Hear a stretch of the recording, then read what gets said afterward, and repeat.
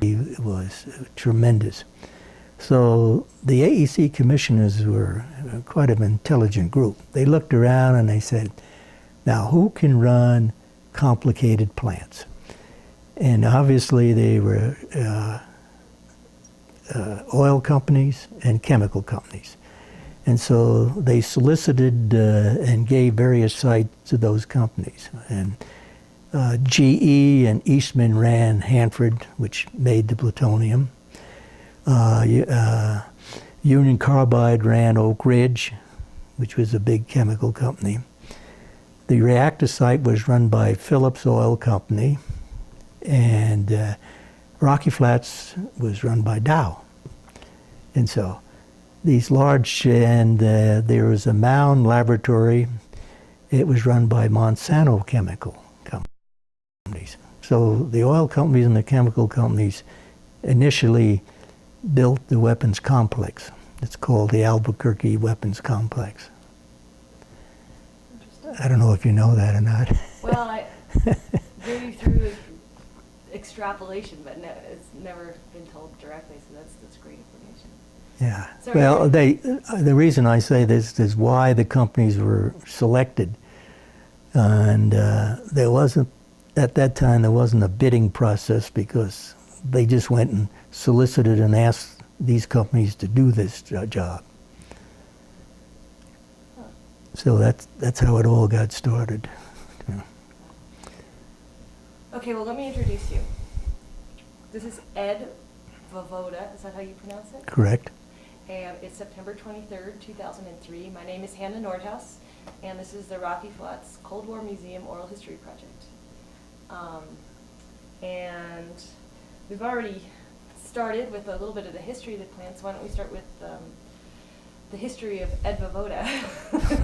If you are interested in telling me a little bit about your background, where you grew up, what your parents did, and how you got into the field you got into. Well, I was born in 1924, April the 18th, the day Paul Revere wrote. And I was born in New York.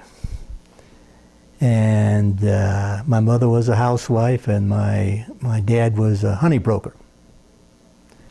And he was also a portrait artist. Kind of interesting that he could make a living being a portrait artist, and my mother suggested that he get into some business to make some money to support us. So a honey broker sells honey? No, he was a distributor. He distributed honey to the retail people and the subcontractors. And when the war came along, I was in the Army Air Force, and I was stationed at Laurie Field. And while I was at Laurie Field, I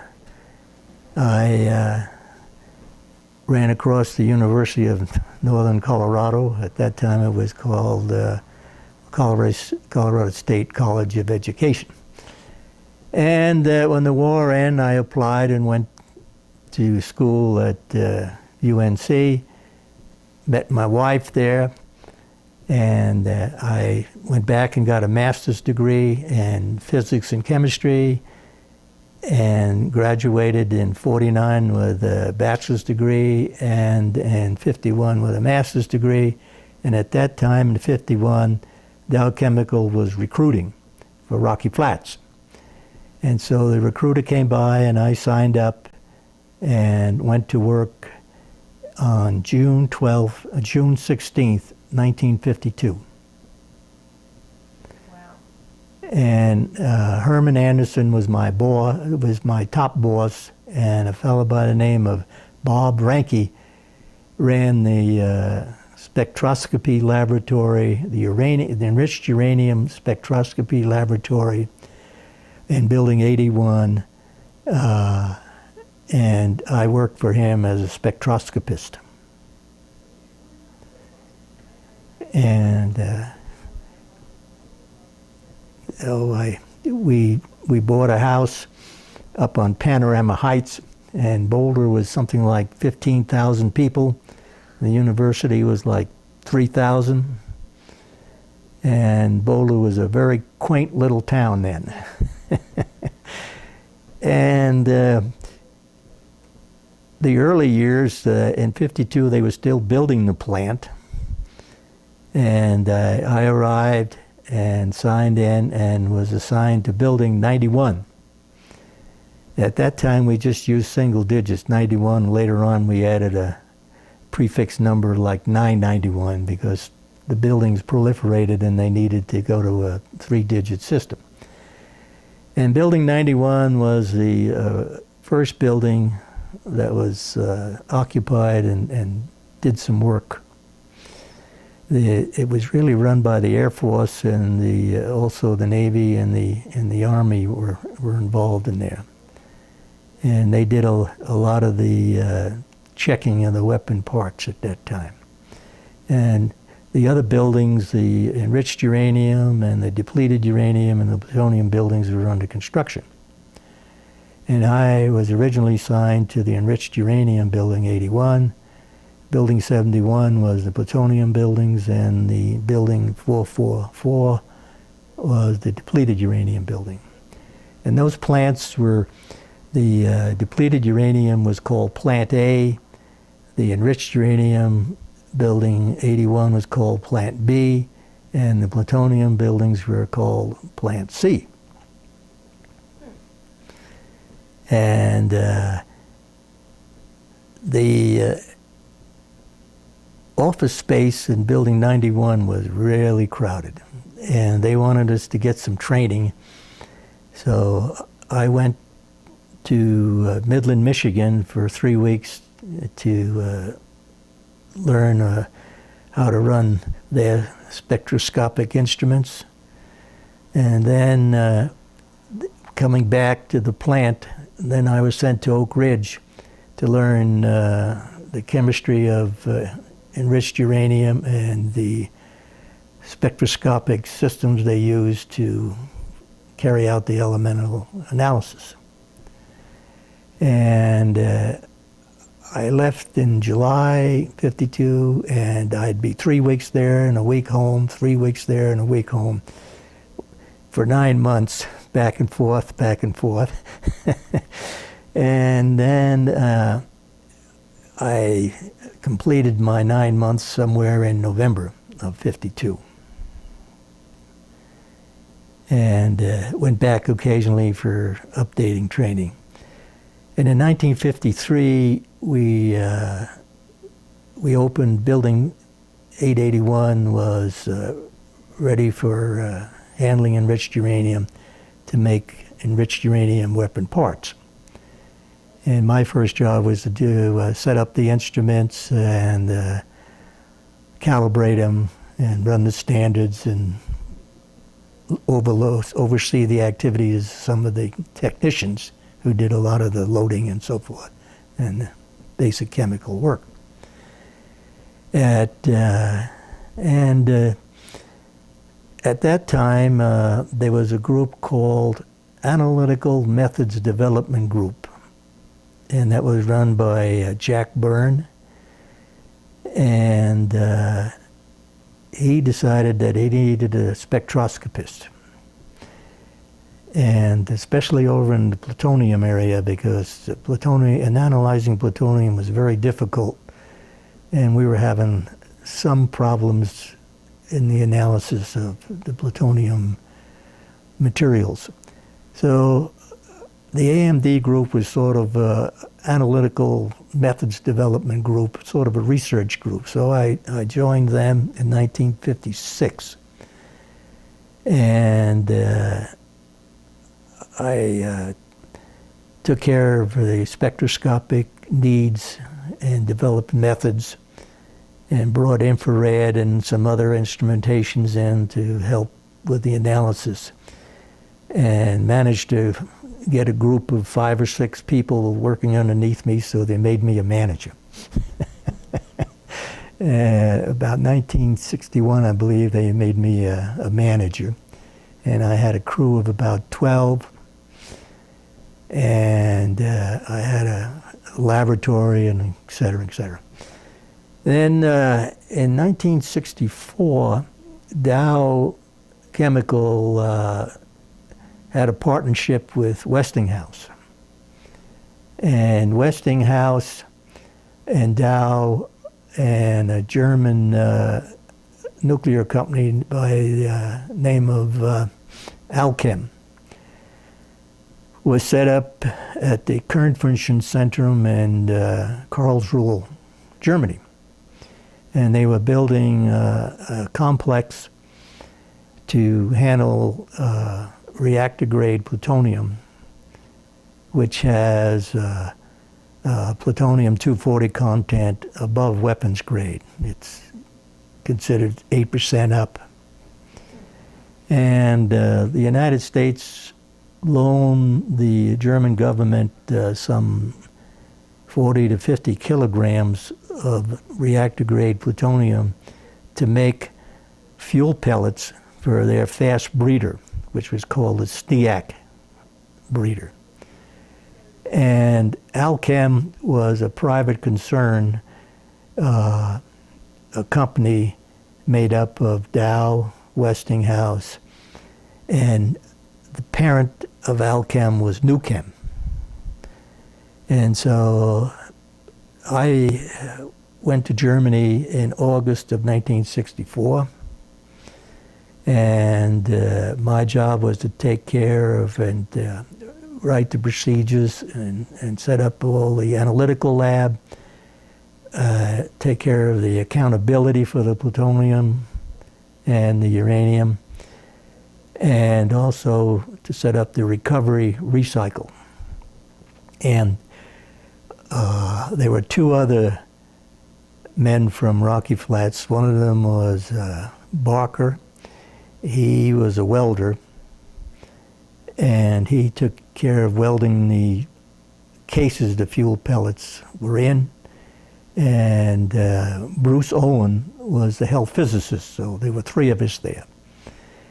And it was very interesting at the Kernforschungszentrum, which was a multi-nation nuclear center. The French were there, the Belgians were there, the Italians were there, and we had an association, the U.S., through Euratom. But Alchem was separate. They had a contract to build the fuel pellets. And the manager of the plant was Herr Dr. Stoll. And he was quite a gentleman. He studied at Hanford for a couple of years, and his English was very good. And I went to Berlitz School, even though I had German in school. When I got there, I realized it wasn't. I had scientific German, but I really wasn't that proficient. So I went to the Berlitz School at night to study German, and the German said, "Mr. Vovoda, you speak very good English German." And what I was doing, and my instructor, Herr Bormann, he said, "You're still got that English German because you think of what you're going to say in English, and then you stick in the German words. And sometimes your grammar suffers because of that." And they said, "One day you'll think in German." And I was there about 9 months, and I was walking down the street in Karlsruhe with the family, and the wind blew a kid's hat off, and it fell in the street, and the woman yelled at the child in German, and I understood it, but it was I didn't translate it into English. I just knew what the words were. And then when I saw Herr Bormann that night, he said, "Aha, you're starting to think in German." And it was quite a transition. I was amazed at that transition, how it flopped over. And I started to accept the German words, and my mind didn't translate it into English. And that was it was quite an experience for me, because all of a sudden I could really understand these people. I didn't have to tire myself to translate it back into English to understand it. It's hard to explain. But I've heard it from other people who've had the same experience. Well, the other part was interesting is that the Germans were very dependent upon us because they had very limited experience of handling plutonium. And about July of '65, we got the plant running, and we ran plutonium for about 2 weeks, and they came in and said to me, "We don't need you anymore." Yeah.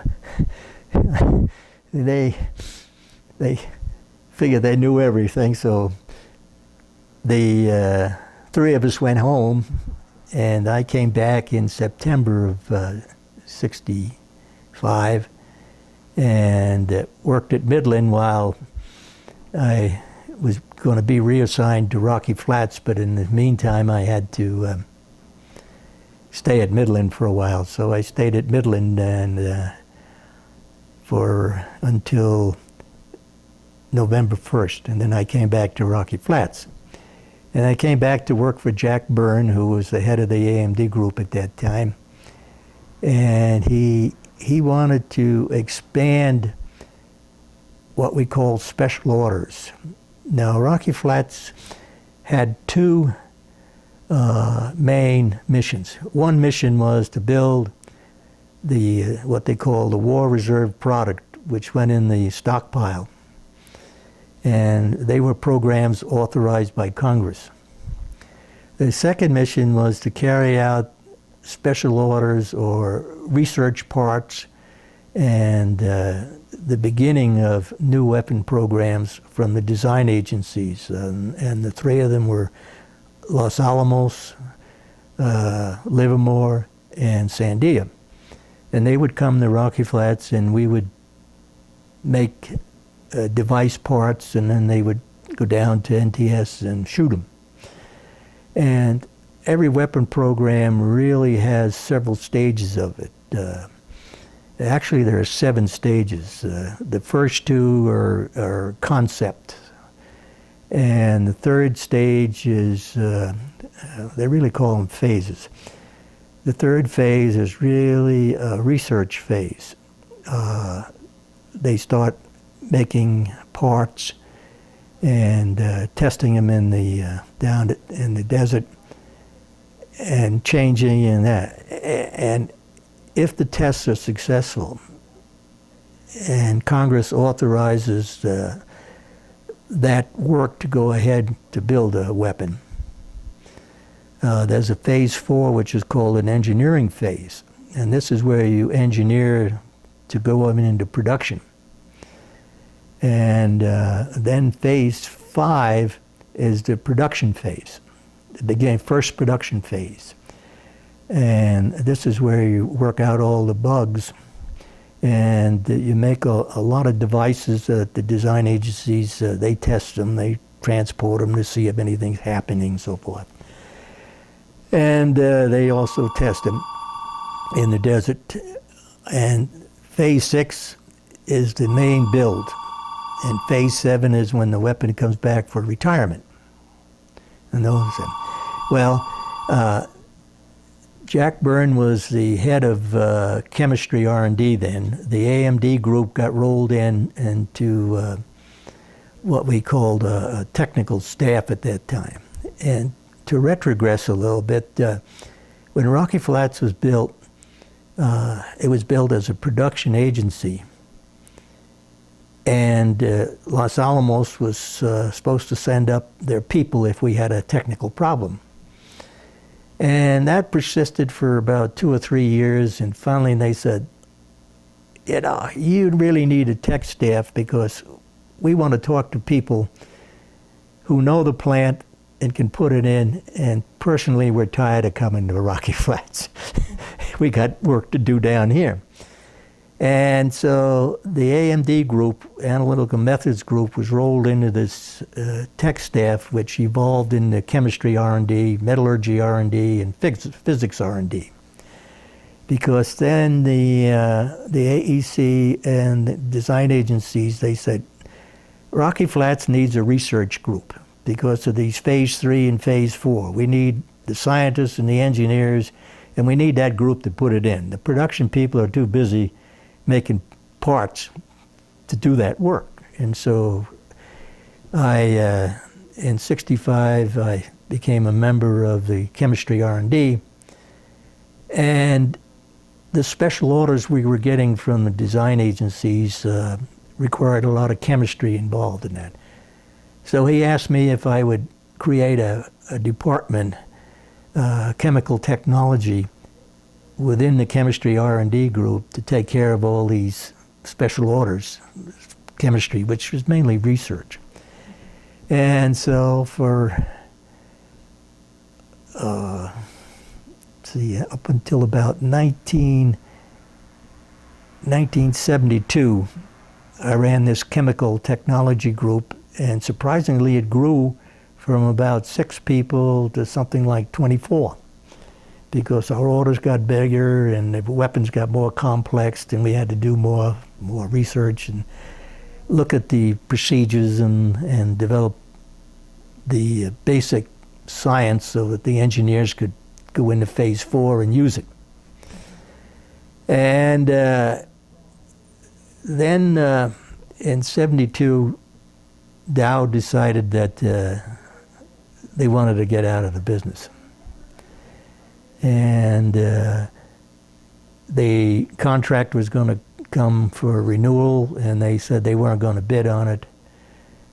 And they decided to, a lot of their people started to move. And my boss at that time was a fellow by the name of Milt Thompson, and he decided to move, so I became the manager of chemistry R&D, which had about 100 people altogether in it. And I was manager of chemistry R&D from '72 to '74. And then the Rockwell people came in '75. But in the meantime, the director of the whole chemical recycle business, this is the recycle, plutonium is very expensive and everything is recycled. You try to recover, and we had what they call economic discard limits. You couldn't discard any plutonium if you could economically recover it cheaper than if you could make it. And so we recovered everything, and that was quite expansive. So the manager of the whole chemical recycle business, which chemistry R&D supported, was a fellow by the name of Leo Grill. And he went to Midland, and they asked me to become the manager of the whole chemical recycle, which had something like 200 people. And it involved 71 and the new building they were building, 371 and 374. And when Rockwell came over, they made me a director, because they had a little different arrangement, and I was the director of chemical recycle. And at that time, Rockwell decided that the waste treatment was more chemistry than it was. At that time, it belonged to health physics, because the health physics people had to analyze the effluents leaving the plant and sign off on the environmental stuff. And so they decided they would do that, but the actual work would move to chemical recycle. And it was renamed chemical operations. And so I took on all the waste people, the operations, but health physics kept the authority to release and so forth. And so that meant I inherited buildings 774 and 374 and what they call the OSBL, that's all the pipes that ran to the plants that funneled the waste to the various buildings. And there was also some waste operations in Building 76, size reduction, so I took that. So my organization grew to about 300 people. And then they were having some plutonium problems up in the manufacturing part in the, it was the late 70s, 79, somewhere in there.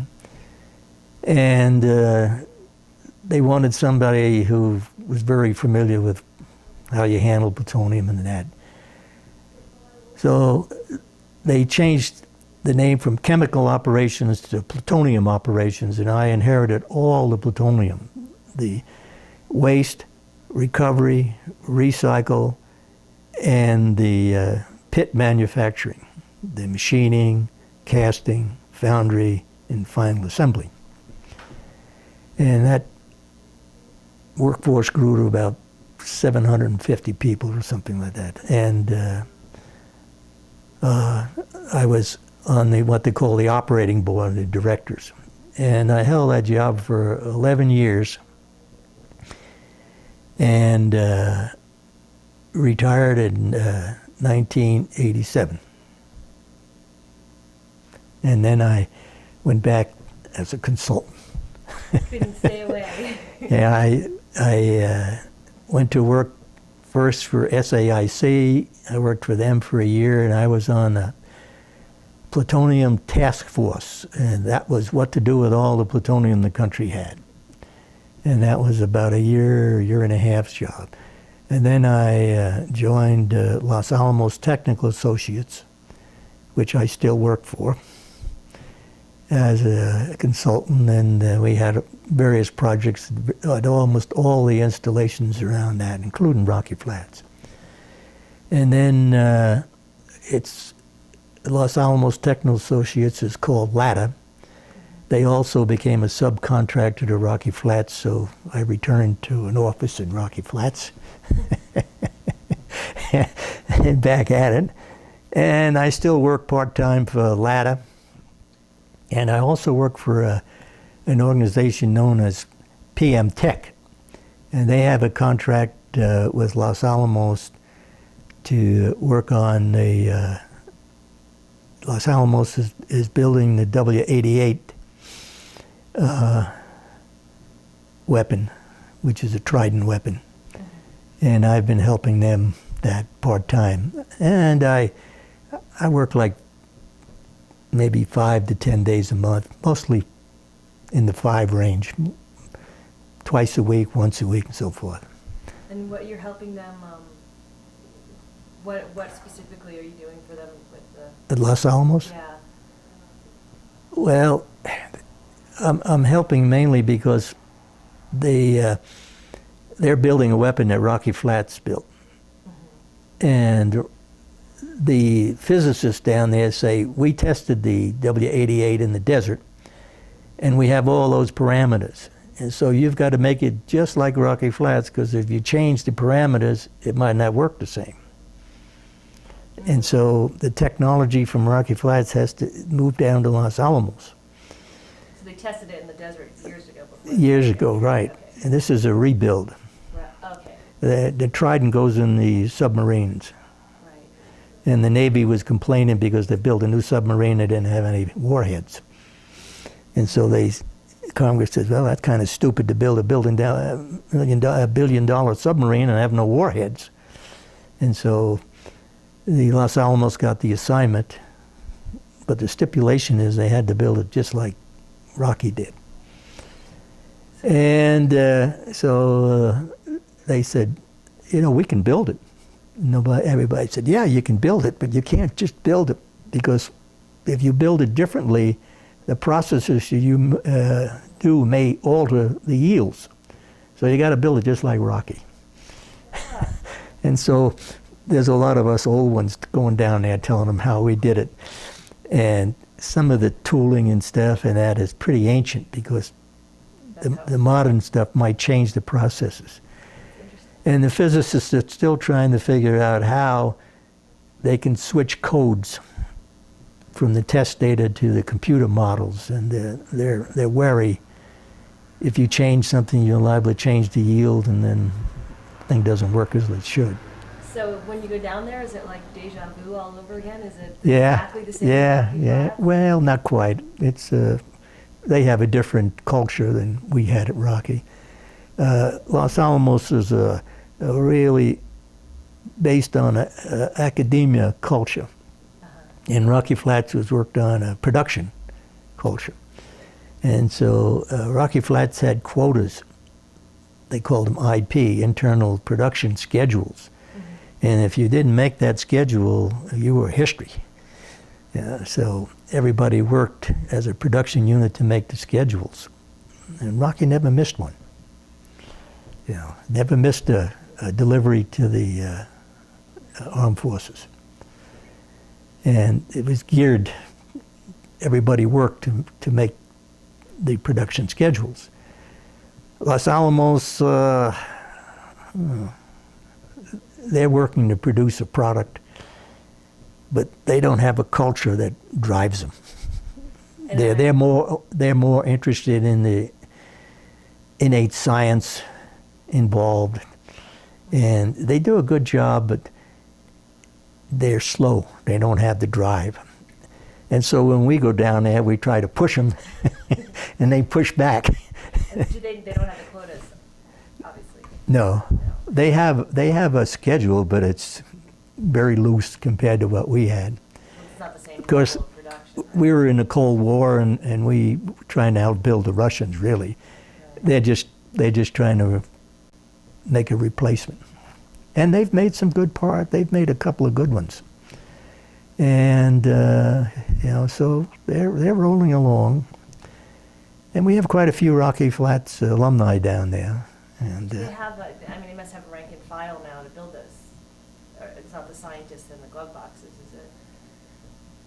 oh well, they took a lot of our procedures and put them in their climate, in their situation. And they don't have the numbers of workers or anything like that, right? I don't. I never asked them. There's a lot of things I don't need to know. Right.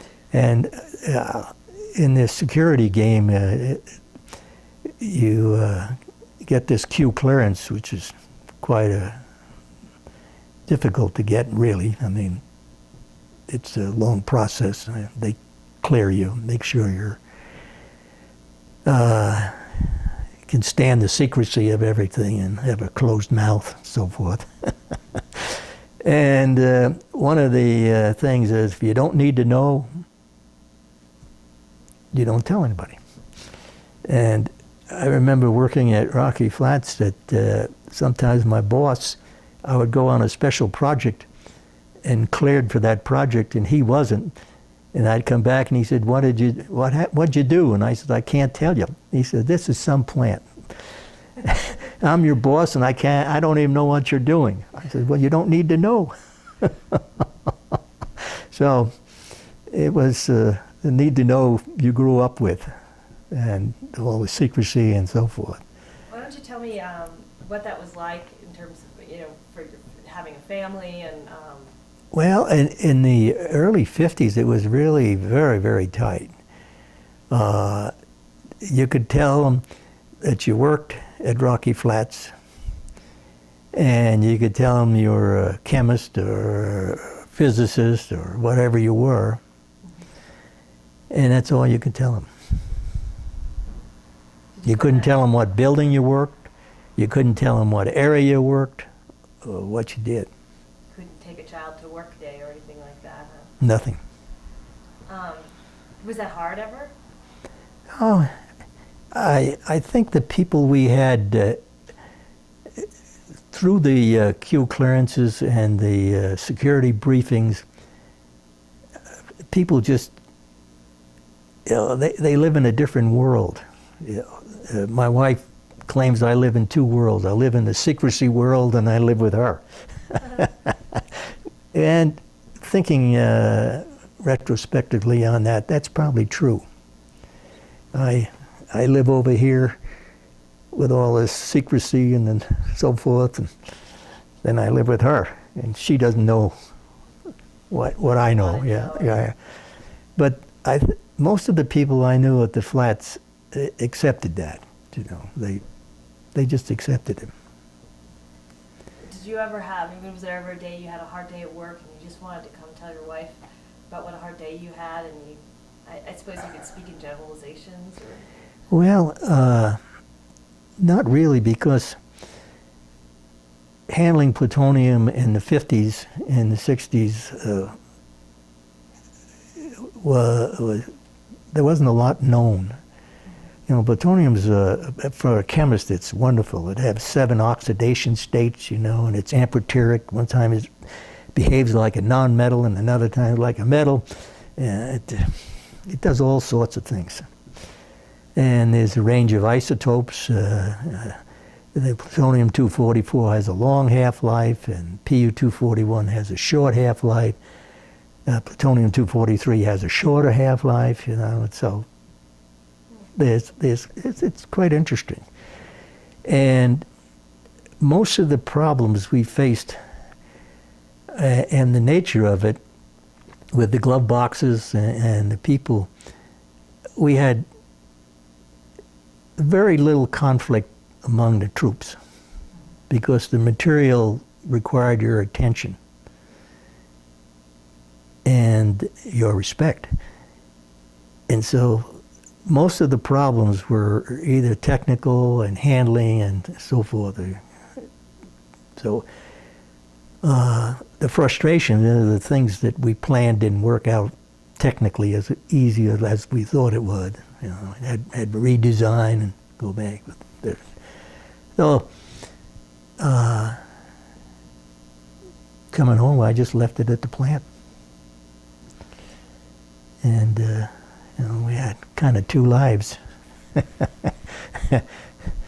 this was your first job out of grad school, is that right? Yeah. And, Well, while I was in grad school, I taught high school chemistry and physics at a school called Keensburg. And I finished all my classwork, but I hadn't finished my thesis. And so I had to get a job to finish up. And I finished up in '51, and then so I was going to school and teaching high school. And my wife had graduated, and she, in '48, and we were engaged. She worked at Dalton, Nebraska. And then we got married in June 12th of 1949. And she took a job over at Keensburg teaching grade school, 2nd grade, 1st grade. And they needed a chemistry physics and chemistry teacher, so they hired me too. And then when I got my degree, I went to work for Dow. And so when you went to work for Dow, was it, what was the, you had to get security clearances right away, is that? Yeah, that was in 1951. I got the security clearances. They cleared you about 6 months before you went to work. Was that a strange process for you? No. They just, you know, they went around, you check where you were, and you know, they just investigate you, and so forth. Was that the first time you had heard of Rocky Flats, was when you Yeah, for work? yeah. They sent a recruiter over there, and I was finishing up, you know, and there were about 4 or 5 of us. We went in there and filled out all the paperwork and stuff. And then he sent me a letter and said, "You're hired, and we feel since you've had chemistry and physics, you'd make a good spectroscopist because the instrument is physics and the results are chemistry." And so I became a spectroscopist. Yeah. You know what a spectroscopist is? A little bit. I know a little bit about the spectrometer. Well, what you do is there's emission spectroscopy is where you excite the molecules of the sample, and the elements that make up the matrix of that emit distinct wavelengths of light. And you disperse that light, and the intensity of the light measures how much of that element is in the matrix. And you record it on a photographic plate, and later on we recorded it with a photomultiplier tube, which ran a gauge or a printout on a Nixie tube, and then we switched from photographic to photoelectric. And then the reverse is what they call absorption spectroscopy. You shine the light in, and the molecules absorb it, and you reduce it. Okay.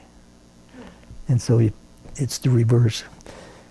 And what would And of course, in spectroscopy, you're looking at the various from emission is in angstroms, or what they call nanometers now, and absorption, there's near infrared, infrared, so forth, and X-rays are involved in that too. And you can analyze materials by X-rays. They'll absorb and they'll fluoresce too. So it's really exciting molecules and atoms to identify them. And what's the purpose of identifying them? Well, when you have weapon parts, they have to be ultra pure for two reasons. One is to get the density up, and the second one is that some of the elements are neutron absorbers, and you're trying to multiply neutrons. And so if you have too many absorbers, you can't get there. So most of your So you have to analyze. There are very tight specifications on the plutonium and the uranium that go into weapons. They're ultra pure. So by industrial standards, the materials in weapons are ultra pure. So the materials would come in from, where do they generally come from? From Hanford, or? Well, yes, and we also the fact that besides the impurities, you have to ascertain how much fissionable material is there, and all plutonium and enriched uranium, and even depleted uranium, is run on an accountability system. You have to make sure that you have what they call a book value. Somebody sends you 10 grams of plutonium, and the book says you now have 10 grams, and every month you stopped, cleaned up, and analyzed everything to see if the book value and the physical value agreed. And if it disagreed by a certain amount, you couldn't do anything until you resolved that deficiency. And where would you suspect that it had gone? Well, it could be a faulty analysis, or it could be somebody skipped something. They forgot to, they logged in.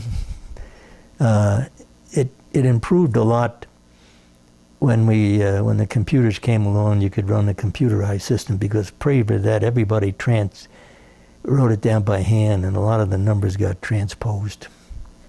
Okay, so the materials... You're talking about thousands of reactions, thousands of transfers and stuff. Mm-hmm. See, at each stage where you moved it, you had to weigh it and analyze and get it analyzed as it moved. So it moved from one account to another account. Account being? They call them MBAs, material balance areas. This area machines it. And they got a part, and they got chips. They send the chips to chemical recovery. The part goes on. Okay, that department got a piece in to machine. It was written to that. They weigh the chips. That goes out of their account. They send the part on it. Goes out of their account. Okay. Now the people who are going to do something further with that part, they have a different account. They record it in, and the people down in recovery weigh it in, out, dissolve it up, and make more plutonium metal, which they send back to the foundry. The foundry casts it, sends it to the machinist, and each one of those things is an account movement. So you have to analyze it each time it moves to make sure that. Not if it changed physical form, yes. Okay. But if it didn't change physical form, no. And the materials originally would, so they'd be processed, the uranium was processed at Hanford, or the plutonium was processed? Well, you have to go back the way AEC organized the system, the complex. They had what they call the production groups, which were plutonium was made at Hanford. Enriched uranium with the diffusion screen was made at Oak Ridge. And of course, when you take the uranium-235, which is the fissionable part, and you leave behind the depleted material, which is uranium-238,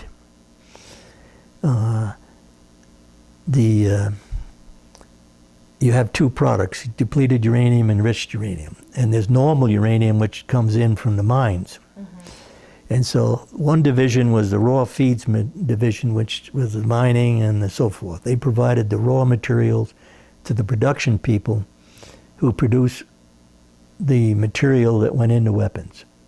That was the uranium and the all the material, basic material. And then the weapon people took the basic materials that were provided them by the production people and made parts and assembled the weapon. And then after you have to weaponize this thing. You have to put the nuclear warhead in a vehicle. It's a bomb or a torpedo or whatever they want it. And that was Sandia Labs' job. They did that. And then it went to Pantex, where they put it in the vehicle, and then the vehicle went to whatever service needed it. And then there was Nuclear Research Division, which would go out and look at basic properties of some of these things that you couldn't get out of a handbook or nobody knew. And so they would, there was Oak Ridge National Laboratory. They did a lot of the work, and there was Brookhaven did a lot of the effects of these things on workers and so forth.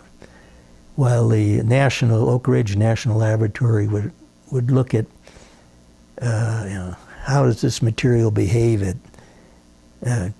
200 degrees below zero, and what about high temperatures? They did a lot of the basic research, which they provided to us, and so forth. And we would provide feedback.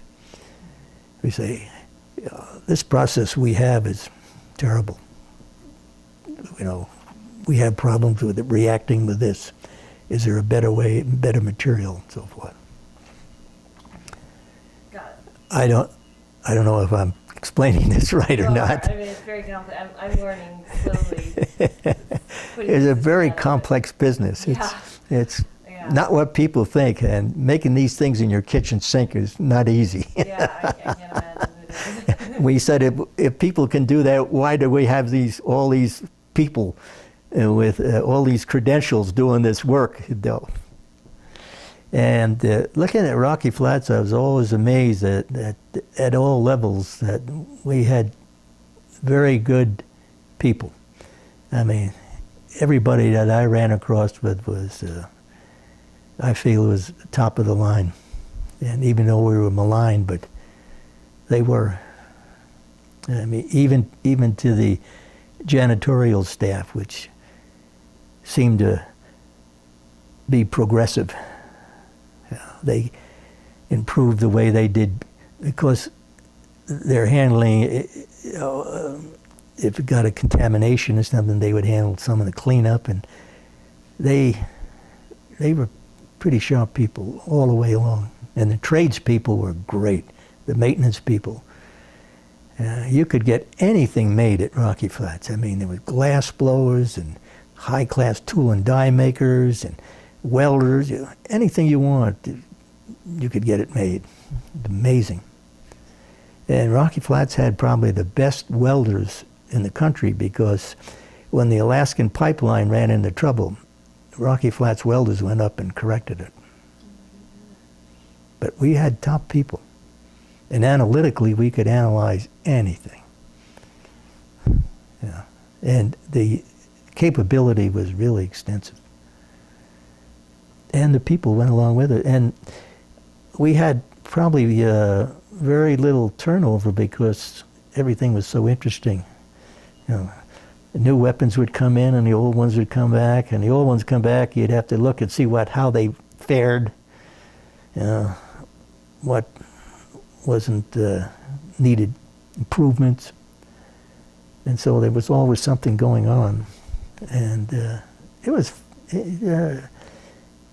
you also had to have a little respect for hazards. You know, you had to be not afraid to do these things. Some people, got a little leery. Yeah. You had to have a little bit of aggressive nature.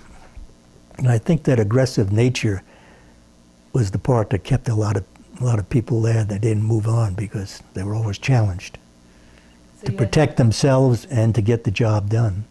And you had to be someone who wasn't afraid. Yeah, and Dow probably ran the safety program was just fabulous.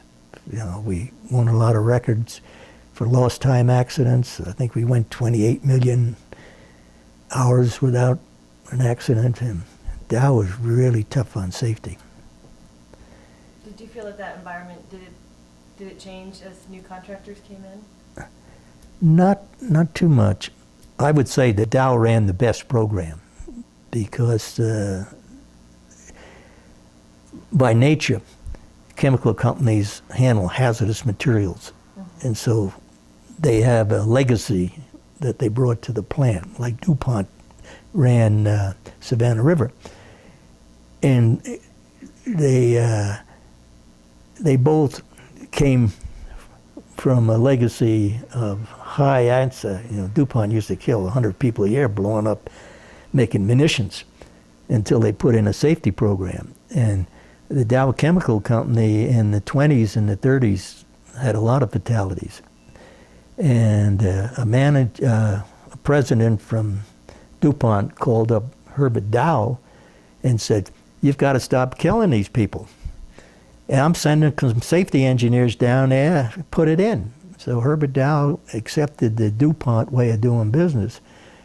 And boy, they got so they rivaled DuPont in the safety field. And it was amazing. Everything, the fire chief would come around, and if you had paper on your desk or anything like that, you'd get a note and say, "Then tomorrow he's throwing it out," because it was a fire hazard. We had fire loadings. Everything had to be put in a fire safe, papers and stuff like that. A terrific safety program. Walks were always sanded. They drove the buses down when the wind blew to get you on the bus, so forth. And you came into the plant, you put on your safety glasses and you wore them all day, no matter whether you wore glasses or didn't wear glasses. Just the way they did business. And everybody wore safety shoes and safety clothing. And before you did a job, you had the safety people would come over and sign off that you're doing the job right. And it actually carried home, because I remember we had how to set a ladder and how to do things. And it's amazing how every time I start to do something wrong, one of those safety engineers comes in my ear. "That's not safe, Edward, That's not the way to do it. Don't overreach." They teach you when you have a ladder, you're not supposed to go more than your elbow. Reach out here, you move the ladder. But the safety got carried carried home a lot. What do you think? Well, obviously, some of the workers who were exposed to beryllium and stuff like that might not feel that the safety programs were as good as you would hope. Was that an issue of just not knowing the risks? Or? Well, beryllium's a difficult. It's an outlier because the plant mainly was set up to do the heavy metal work with the plutonium and uranium and so forth, and we did a little thorium work. But when beryllium came in, beryllium was provided by a vendor. They made the pieces and we machined them, okay? And what they didn't understand, that people have a tolerance to beryllium. And there's about, as I understand, about 2% of the people are really hypersensitive. They have people out there that only handle the paperwork and have beryllium problems. They have machinists that machined it almost all their life, and nothing. And I'm in the beryllium program, and I'm not sensitive. It's the people who were sensitive, and they didn't know it, and there's no way to test. They're working on it, trying to get a test to see if you have that sensitivity to it, you have problems. If you don't seem to have a problem. So there was no, so the safety program. There was no. Well, when beryllium first came in, the health physicists looked the way the vendors handled it, and they went through all the stuff, and well, we did put elephant trunks and things with vacuum on all the machines and stuff of that sort. And the chips were sorted and boxed. Then they had air monitors around, and if the beryllium got in the air monitor would out, and they were analyzed daily to tell.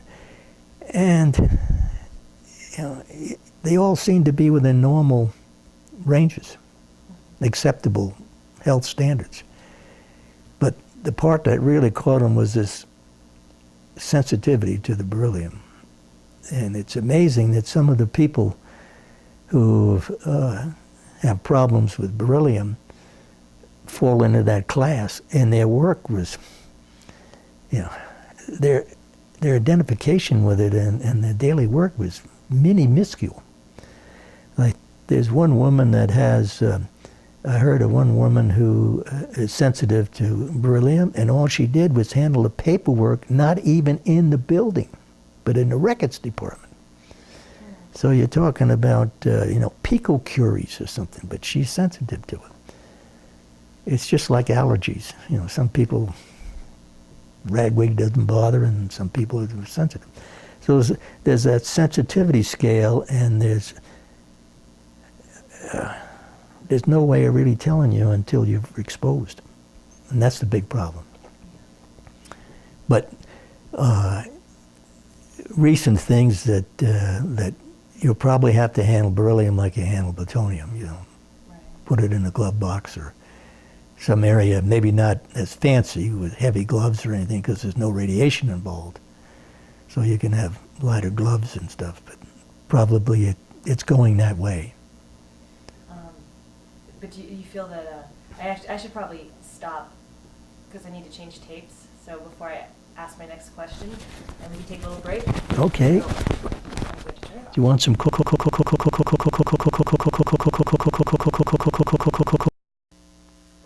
We are recording again.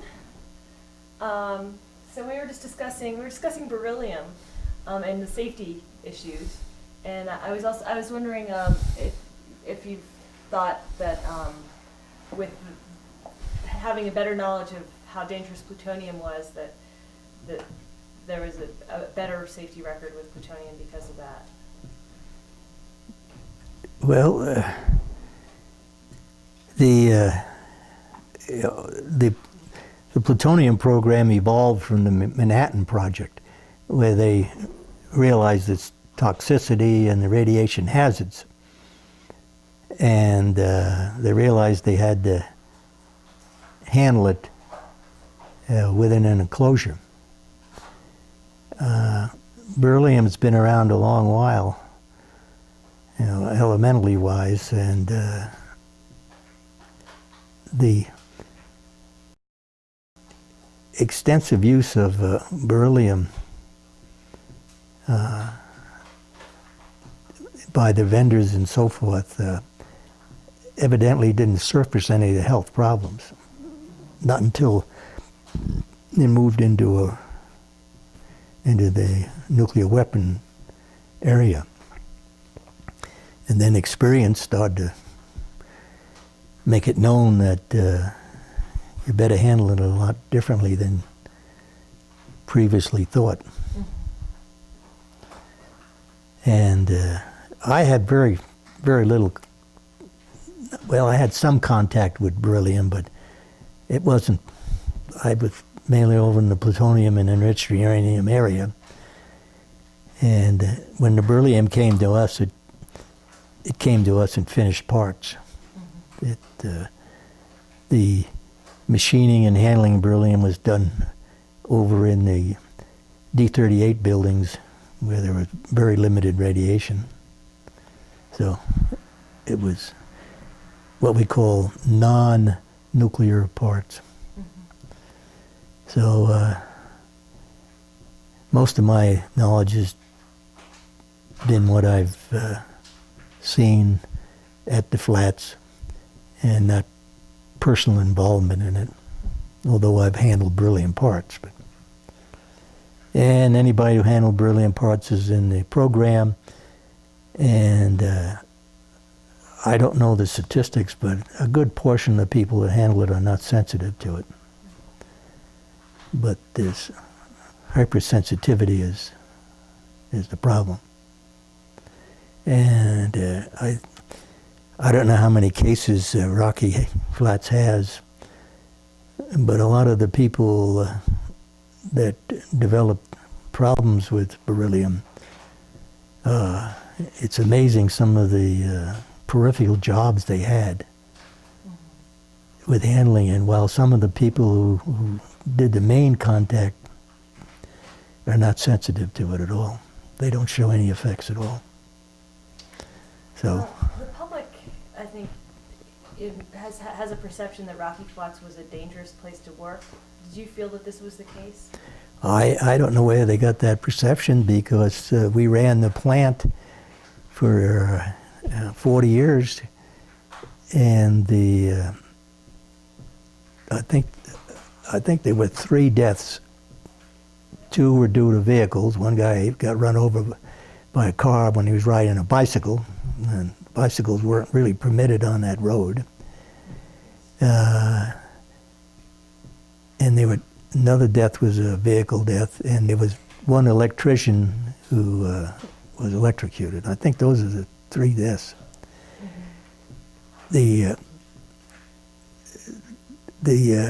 For being as hazardous as it is, there were no deaths in the production part at all.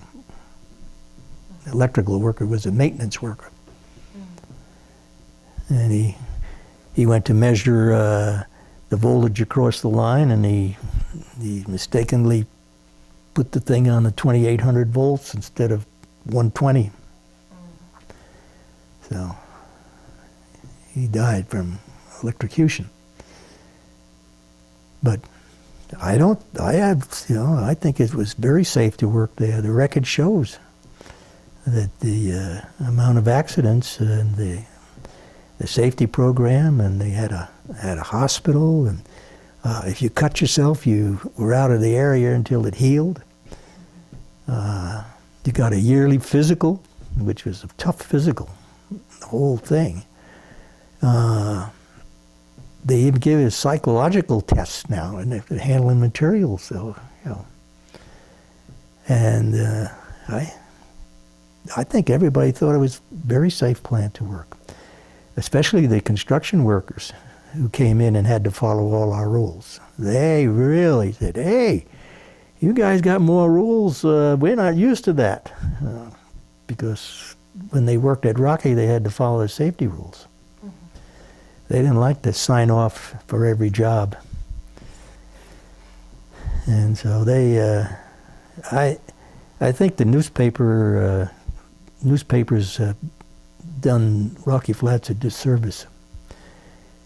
And a lot of the workers out there just don't communicate with the media because of the experience nobody wants to divulge anything. Mhm. And by nature, we're reticent. We just don't talk. Right. And so because of that, the media only heard one side of Yeah. the story. Is that Hmm.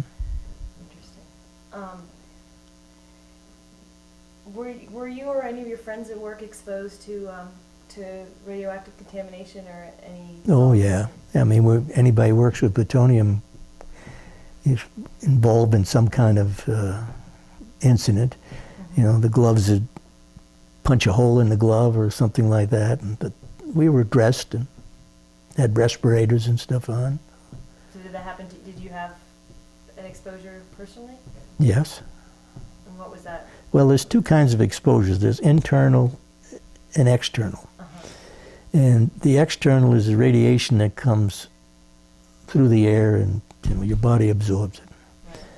And those are gamma and neutrons. Mhm. And if you get the material on you or ingest it, that's internal. Mhm. So it goes with the job. You just get used to it. So did You have a badge and it tells you what it is and so forth.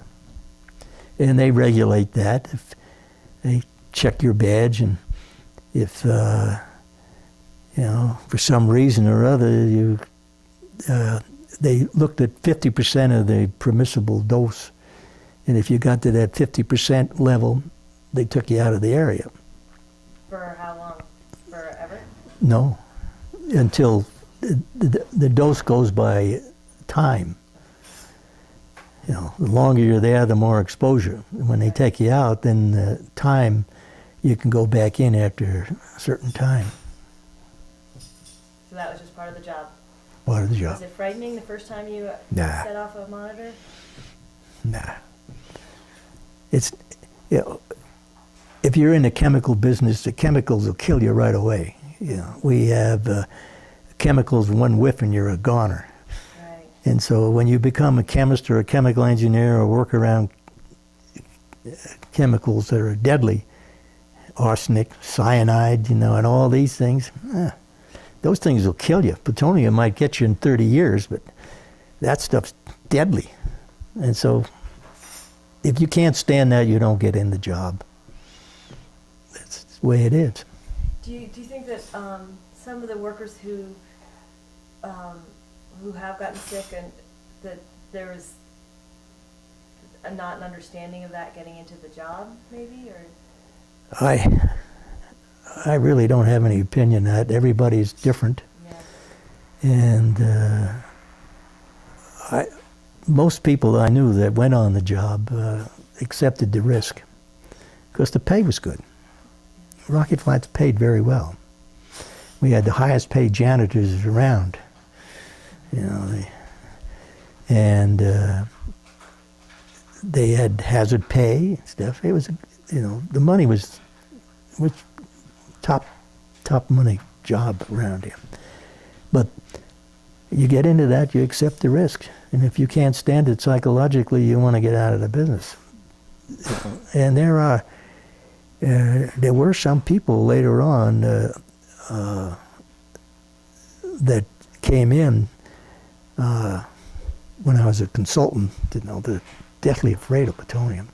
Mm-hmm. That's over in that building. And you tell them there's more radiation from the uranium and radium and thorium in the ground than it is here, And cosmic rays are worse when you get up in the high country and you're hiking. Well, that's natural. There's no difference, but one's natural and one's artificial. It's all linked in the mind. And I think the newspapers scientifically have exaggerated a lot of this stuff. Yeah. a surprising thing that some of the epidemiology studies of people who have serious body burdens with plutonium have lived longer than the average guy. I think it's a sensitivity issue, just like beryllium, maybe? They don't know. They don't know. There's one theory, and it's just a theory, that the plutonium causes the immune system to activate against the radiation in it. So the immune system goes up. Because some of these people, they never get a cold, they never get anything. And they feel that some of it might have been beneficial from that standpoint, but basically it's a tumor producer, so it's a worry from that standpoint. Right. But there's a lot of anomalies they don't understand. You're probably well familiar with when they started looking at the uranium miners, and a lot of them were Mormons over in Utah.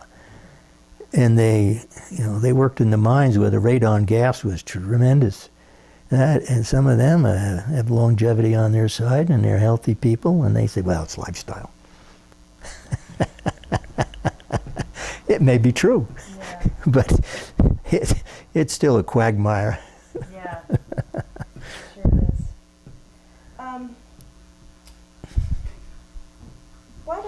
What were relations? You were always management, right? But You were always in management? no, I worked. In the union? When I worked, I went there, I worked for roughly 8 or 9 years, or 10 years, in the glove boxes and the stuff. Mm-hmm. I was a working manager more than that. It was, well, I go in the gloves quite a bit. Were you ever a member of the union? No. Did No. you? Well, The union's covered by a contract, and it covers certain workers. uh-huh. And of course, there's 3 classes of workers. Are you familiar with the 3 classes of workers, or? You can tell me. I've heard it, but. Well, they're what they call exempt people. Uh-huh. Those are salaried people, and they have no overtime. Right. Okay, the company can work you or let you go home or do whatever they want with you. You're a company person. And the only time they have to pay you overtime if they schedule it. If they say you're going to work the next year on Saturday, they have to pay you. But they can work you, I can't remember, 8 or 12 times before that. But those are the exempt people. Most of those are degreed people, mostly. And they have to have management decisions. They have to have they decide what they're going to do and how they're going to do it and so forth within the policies and the rules. The next one is the non-exempt area. And a non-exempt person you pay by the hour, but they don't belong to a union. They're covered by the Wagner Labor Act. And if you hold them over an hour outside, you have to pay them. You pay them for their time. But they're not unionized. And those were mainly clerical and technicians. Most of them, a lot of them, some of them were degreed in a field they weren't working in. Most of them were almost in an exempt, but not quite, okay? And the next one are the laboring people who do routine work. And they're covered by work procedures, and they're in the bargaining unit. They're covered by the labor contract. And so I've always been an exempt person. Did you from Europe? I had a lot of dealings with the union. Yeah, and tell me what relationships were like with the union and labor management. In general. And most of the time they were fairly amicable, but a union being what they are, the biggest problem we always had, there were two problems. The biggest one is that they always liked to take a job and divide it so that the job had to be done by another person, which doubled the ranks and doubled the union dues. And so we'd look at a job and we'd say, well, this is what a person should do. See, we had work standards.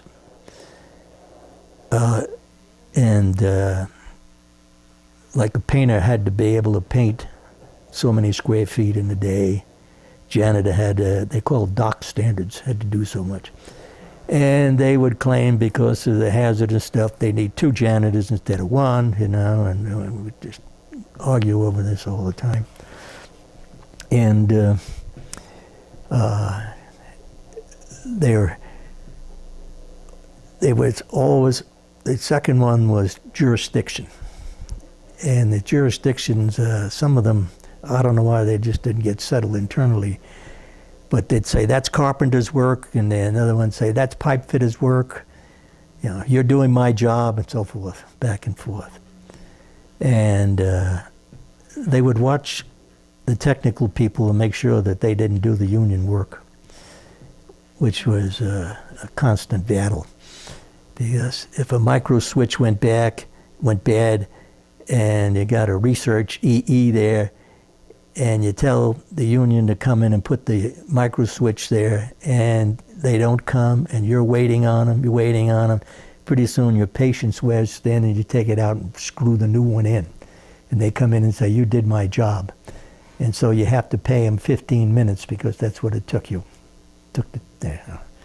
But a lot of those were done because the guy figured, look, and we're paying this guy a lot by the hour, the physicist, you know, or the EE. So we end up paying 15 minutes, 10 minutes. Most of them were small jobs, you know.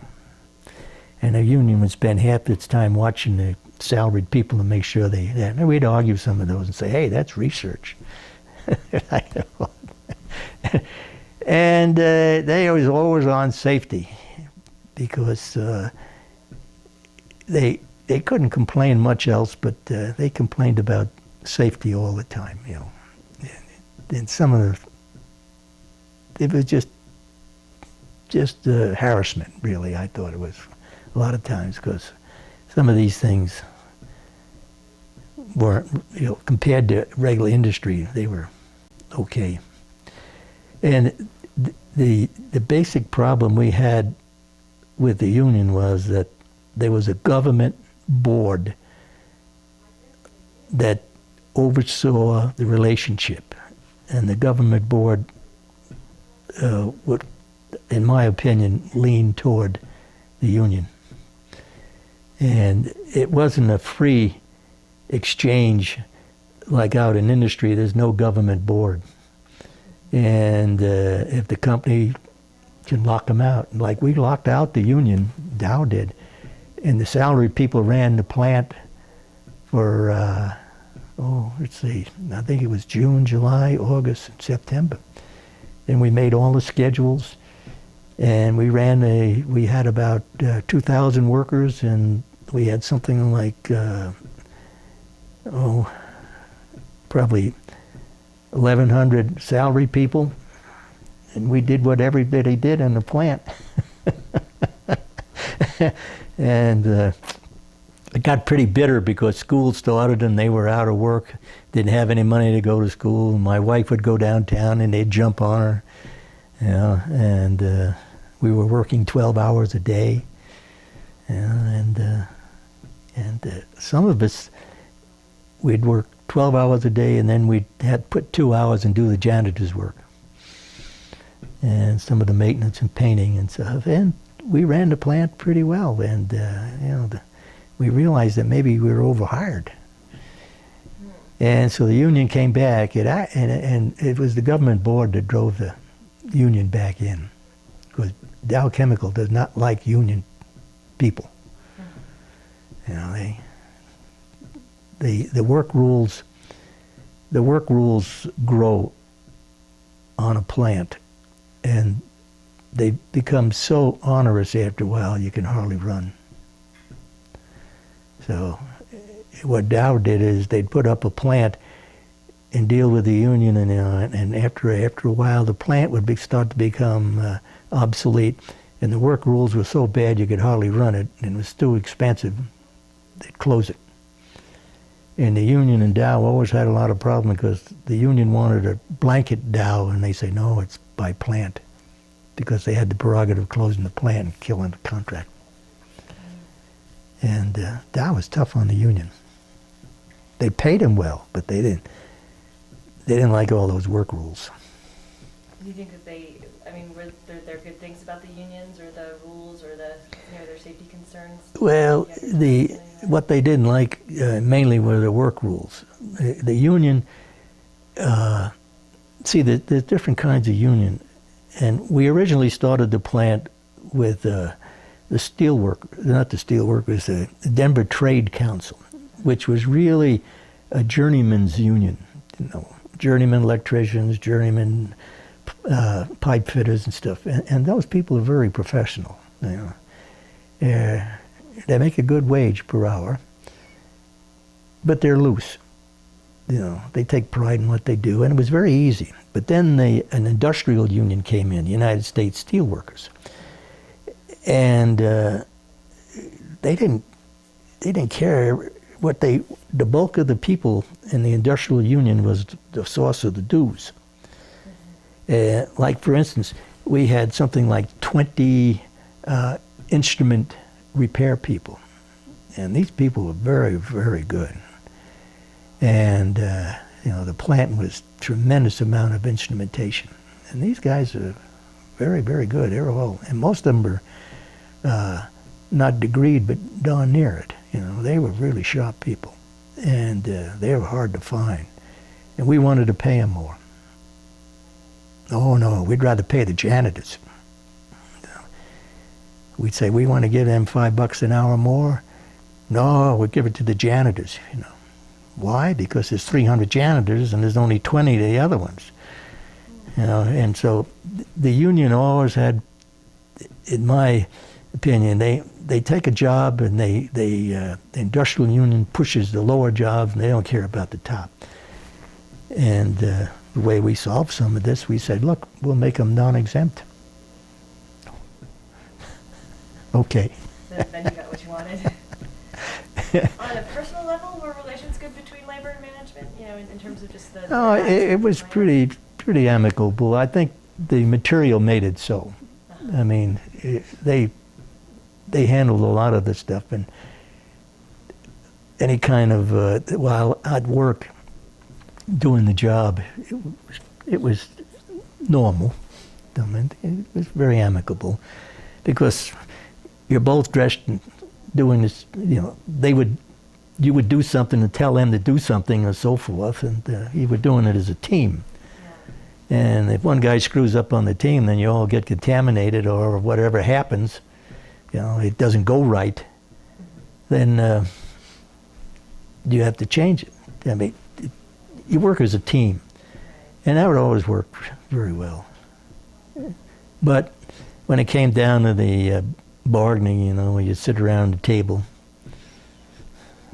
That was tough. We used to sometimes, we had stand-up meetings. The union would say, we want to tell you about a safety concern. So we had stand-up meetings because they come with a big thermos bottle of coffee. You take the chairs out of the room, everybody stands up. The meeting only lasts 15 minutes. If you put them down on a chair, it's going to be an hour or 2 hours, and you're paying them. So we had a lot of stand-up meetings. I can see you've never worked with a union. No, I haven't. I've never really worked in industrial places. Yeah, some things are good, but my association with them, a lot of them, they just weren't realistic. I'll give you an example. On the waste boxes, we filled they're all fiberglassed, and then they put the cover on, the carpenters would nail them. And then they'd fiberglass them closed. And so we said, boy, that takes a lot of nails and stuff. And so we worked out where we could band them with a banding machine, and you just put 4 or 5 bands on them, okay? And the operators did the banding. We didn't need the carpenter. This one carpenter filed a grievance. And hey, taking carpenter's work away from them like that, they should be running the banding machines. You know, and we sat down for 3 months and argued over that. We said, look, banding's done in the plant all over the place. Everybody bands. And the post office bands, everybody bands. You know, and it's not carpenter's, journeyman carpenter's work. You know, and he kept at it. Well, one day he came in and he says, you're right, it's not carpenter's work. It's really labor's work. So I kind of asked around, and one of the union guys says, I'll tell you, but don't tell him. Don't tell anybody. He says he went home and he was mad and he was talking to his wife who works at the post office. And he started laying about taking away, and she said to him, you mean you're a journeyman carpenter and you're trying to do banding? Why, we all do banding at the post office. You know, I do the banding. You know, and she insulted him and hurt his pride, and he came back and withdrew it.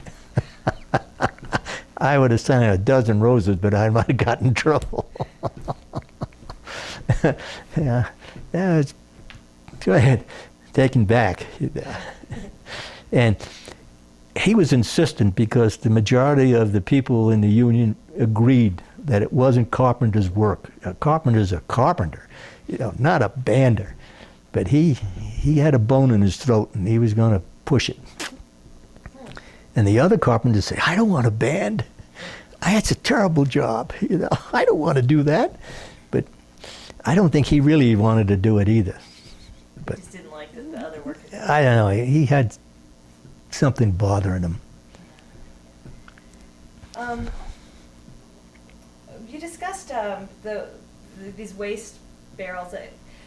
Do you think that in terms of waste disposal, as opposed to safety in terms of where Dow was really very conscientious, do you think they were less conscientious about waste disposal, or was it again issues of not really knowing down the line what would happen, hindsight stuff?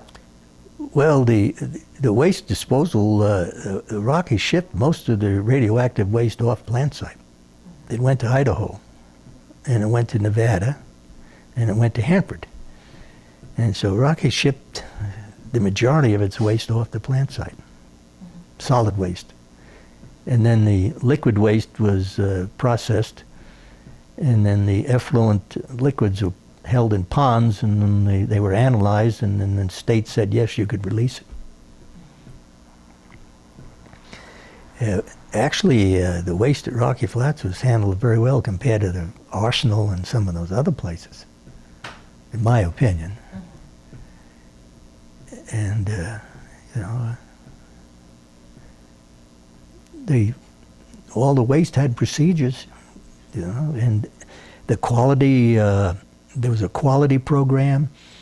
If you bought a waste object, in fact, everything bought at Rocky Flats was bought on a quality standard. And they were called SK standards. And they had every buyer who purchased was an expert in his field. Like most of the buyers that bought machinery were really machinists originally. And when they got up into their 50s, they went over and bought, and they knew what to buy. And there were standards. And all the chemicals were tested and had to meet a standard. And the quality program did two ways of doing it.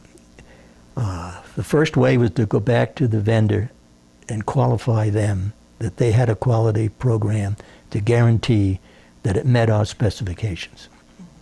And we would go back periodically and watch them and audit them and analyze their product to make sure they met us.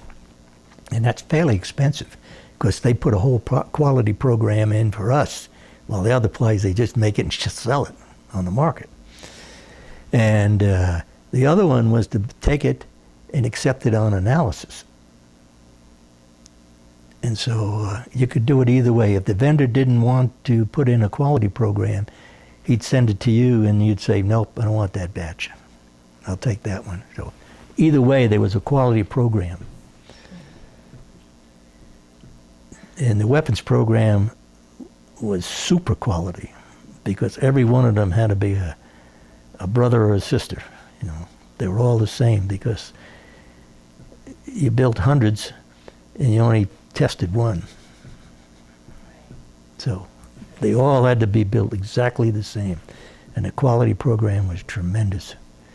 And the whole plant had a tremendous quality program on it. Anything bought was bought on that. Even toilet paper was bought on a quality program. What about things like the 903 pad? And The what? 903 pad? Oh, the waste storage issues with that. Well, the 903 pad was an unfortunate thing that there was, the lathes have a coolant.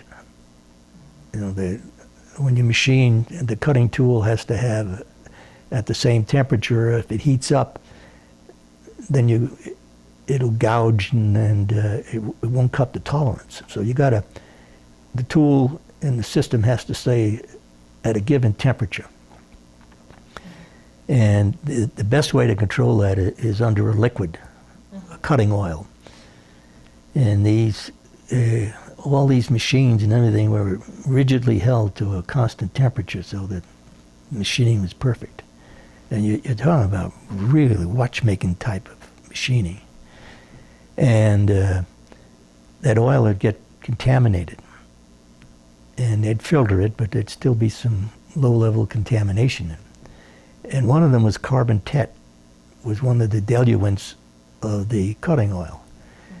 And what happened is that the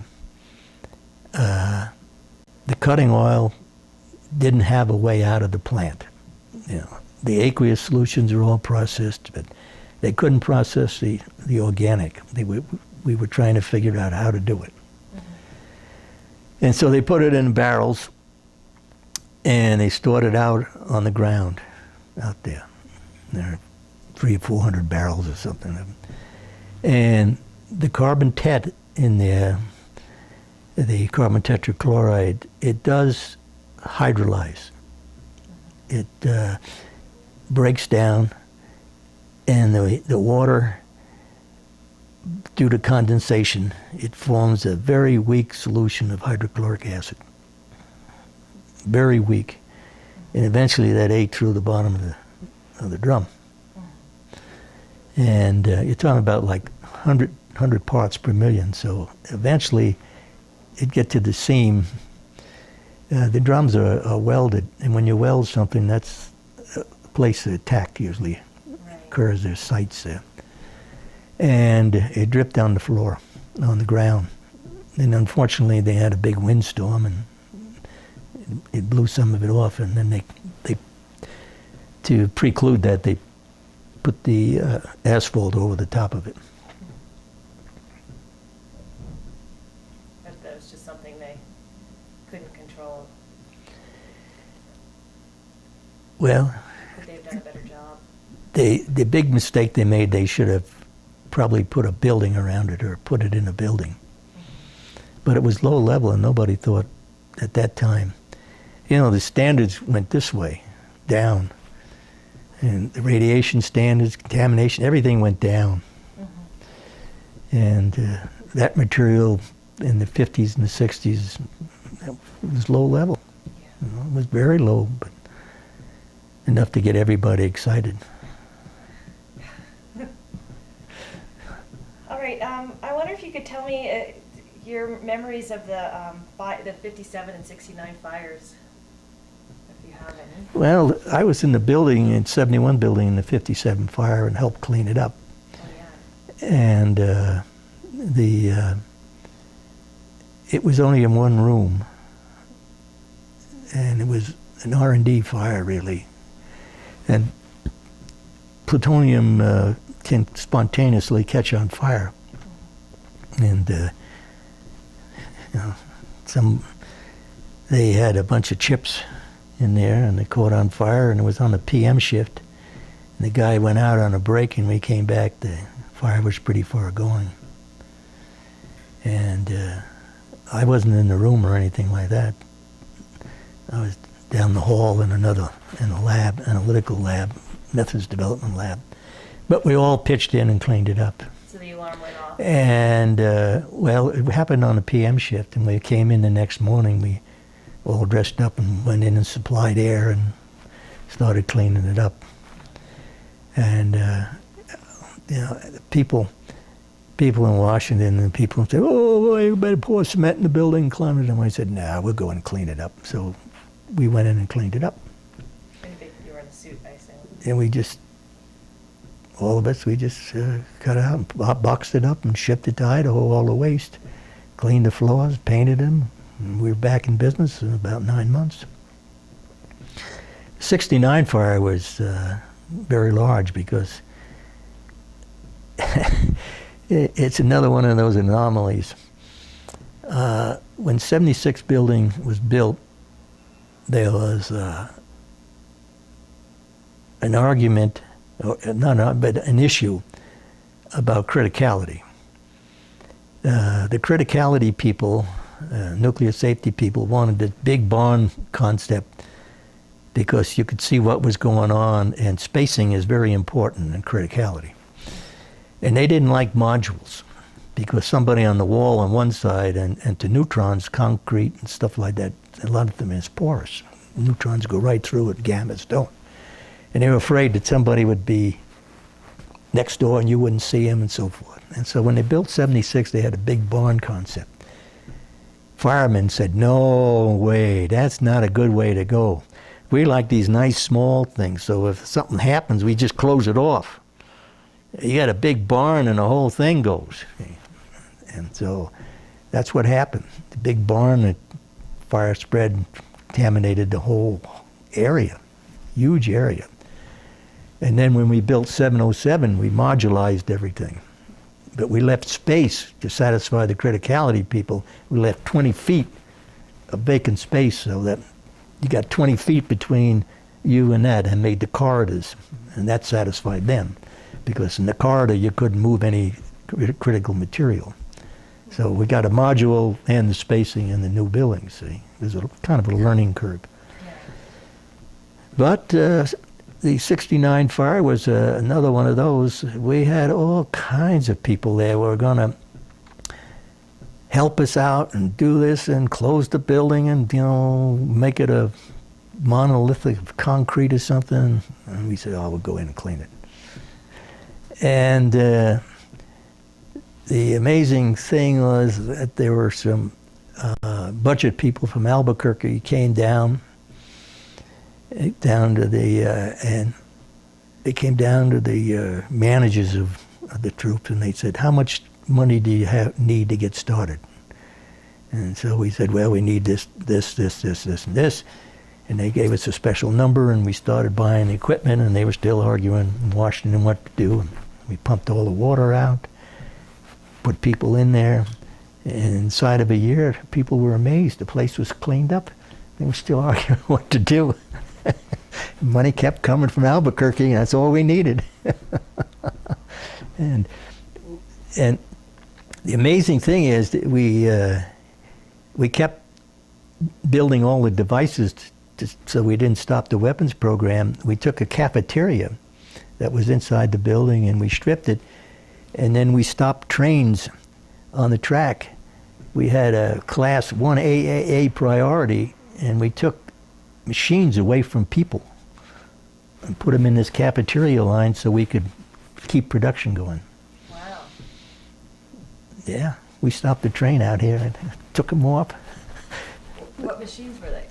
Well, these are all fancy 5-axis mills, and all machining equipment. Anything we needed, we took. And where were the trains? Wherever they were in the country, we got them first. So they were going to other facilities? They was going by. If it went by, a couple of the trains were going over the mountains here. We had them diverted to the Rocky Rail Point and moved in, took them off the train went back out. They told the people, of course, sorry, you're missing your mill. Oh, so they weren't heading to nuclear facilities, they were just heading to Well, industrial facilities? Or, Other people had had these things built and made, and they bought them, and they were being delivered, and some of them were in the factory, some of them were in transit. We just took everything. We had top priority in the country. We built the cafeteria line and kept the program going. you still made your quotas? So we were cleaning and manufacturing at the same time. Wow. Yeah. One of the, we have a series of questions about the buildings because we're trying to get funding from the State Historical Fund and we wanted to sort of describe what the buildings are like now that they're not going to be there anymore. So since we're talking about processes with the buildings, I'm wondering if you could tell me just in general what it was like to work in those buildings. Well, they didn't have any windows. They were all sealed. And they were very well lighted. And ventilation was great. You know, there's different stages of ventilation. The ventilation always went in and then up the stack. So no contamination would go out. There's 3 zones, and each zone is negative to the other zone. The building entrances are one zone, and then when you go into production areas, it's 2 zones, and then the glove boxes are 3 zones. So the air flows out, in, through the glove boxes, through 4 stages of filtration, and out the stack. And Ventilation systems, we call them HVAC systems, are very elaborate. tell me about a typical day of work. Like what did it involve to get into your office each day, your workstation?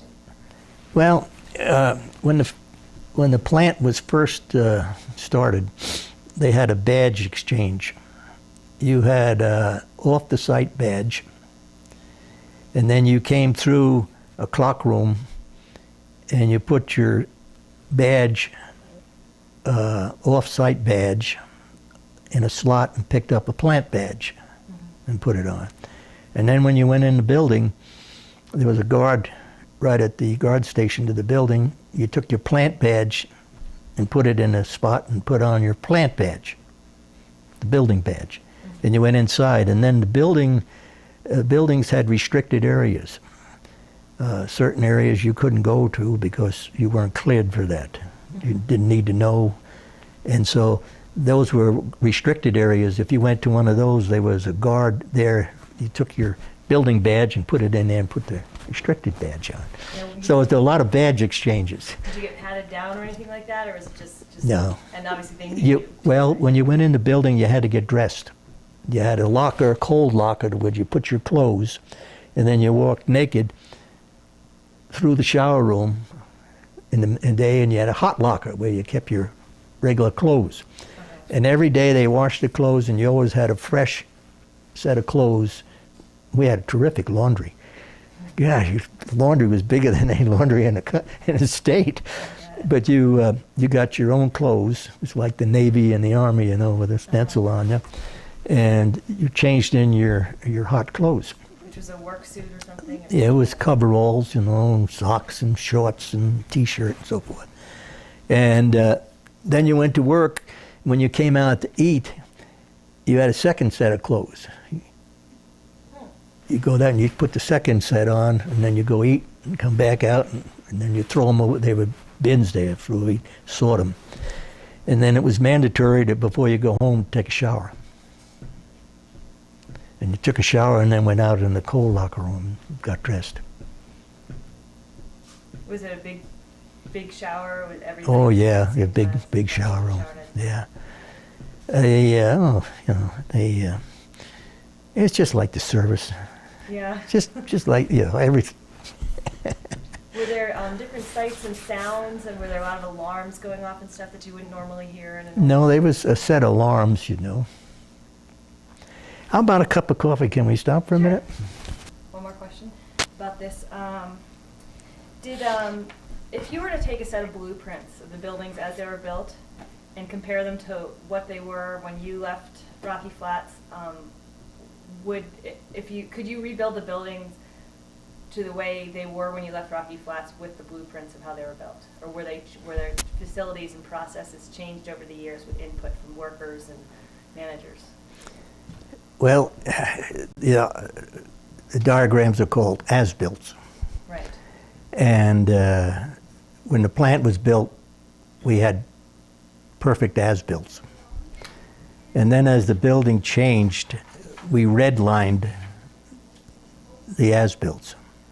You know, we made pen and ink changes. And as the buildings changed, the red ink got big, more and more and more, and we got to a stage that we felt that we really needed to go back and update the as-built in a more efficient manner and easy to read. And at that time, that was our biggest argument with AEC and Doe, because they didn't mind giving us the money for production. If we needed something, we bought it. But they were hesitant on giving us money to make bring the as-built up to a more professionally. We told them that these things are marked up so badly that we really need to remake the drawings, which was, and to put them on they were on oscillate forms in the beginning because that was the technology then. You know, that was the ammonia technique. Oscillate? They call them oscillates. And later on, they computerized way, and we wanted to make new drawings on the computer system. But I can say that you could read the prints and probably build a building, but it would be very difficult. You'd have to go back and make new prints. So you never did update those? They were updated, but they were updated by pen and ink in hand, and they were just crowded. Yeah. You know, you cross out one because a new line went somewhere else, and so forth. So then the changes that were made were stuff like improvements or to assembly lines or Yes. that kind of thing? The prints were brought up to date, but they weren't reissued. Okay. And you really has as-built are supposed to be easy to read, but these were not that easy to read. Okay. And there were in some of the buildings, the electrical systems gave us problems because the original building was built with emergency power to all the systems. And that meant that some systems had emergency power that you had a wall plug that was on emergency power. So if somebody plugged a coffee maker out in the office area, it was on emergency power, which was, if you had an emergency, was really ridiculous. But the building was basically wired that way. And then as we added more and more, we realized that we had to be more selective because the emergency system got so large that we really need to knock off some of the circuits that weren't necessary for emergency power. And it was very difficult to divorce some of those original electrical lines, and so what we did is cancel them out. But it would have been very difficult to use the old prints, but if you were painstaking, you could probably do it. And were the changes made at a worker would say, I have an idea for how to improve this process, or a manager would say that, and how did that process work? Well, there was what they called work simplification program, and the program, the name changed quite a bit, but it was, the worker had a work suggestion. It went to a committee, and the committee investigated it and see if it was feasible and it saved money and it was a better way to do business. And if it did, then the employee got a percentage of the savings as a bonus. Now, it turned out that some of them, it saved one department money, but it cost another department more money. And so the worker may get disenchanted because he could see the savings, but he didn't realize that he transferred the workload to somebody else. And this committee looked at it in total. And some of them were very good, and some of them were not. For instance, we had 4 boilers, steam plant. And those boilers cause a staircase effect in energy. You put one boiler on, and that provided so much steam. Put another one on, so much. Now, unless you could kill a boiler, it wasn't cost effective. And so people would say, well, this will save us steam power and so forth. But if you didn't kill a boiler, and it didn't make any difference. So I was on the energy committee, and a lot of the things were staircased up. And unless you managed to put something down in total, you didn't save any energy. You just had to exhaust it. You'd save that guy, but you're putting the steam in the air. Might as well you drive something with it.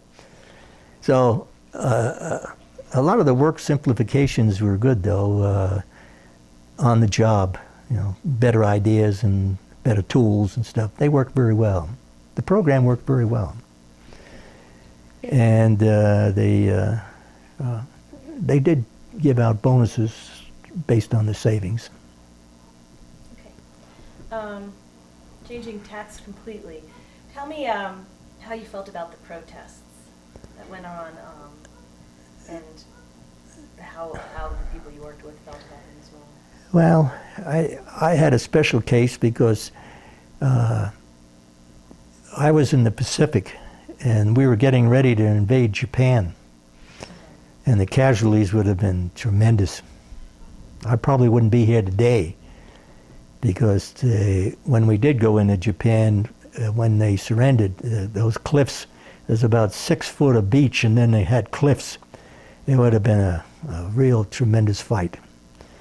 And so when they dropped those bombs, that gave us old veterans a new lease on life, really. And I thought that a lot of the protests, having fought in one war was enough. I didn't want to fight in another one, so the Cold War, as I looked at it, was a way to keep the lid on it. I think if we hadn't had those weapons, we'd have been fighting in Europe again, or the Pacific or somewhere, from my viewpoint. So I thought they were quite a bit out of line. I didn't think they understood the world situation. And there's anything that's bad is being occupied by somebody else. Those people, they don't remember Pearl Harbor. They don't remember anything. And some of them they were out for the lark.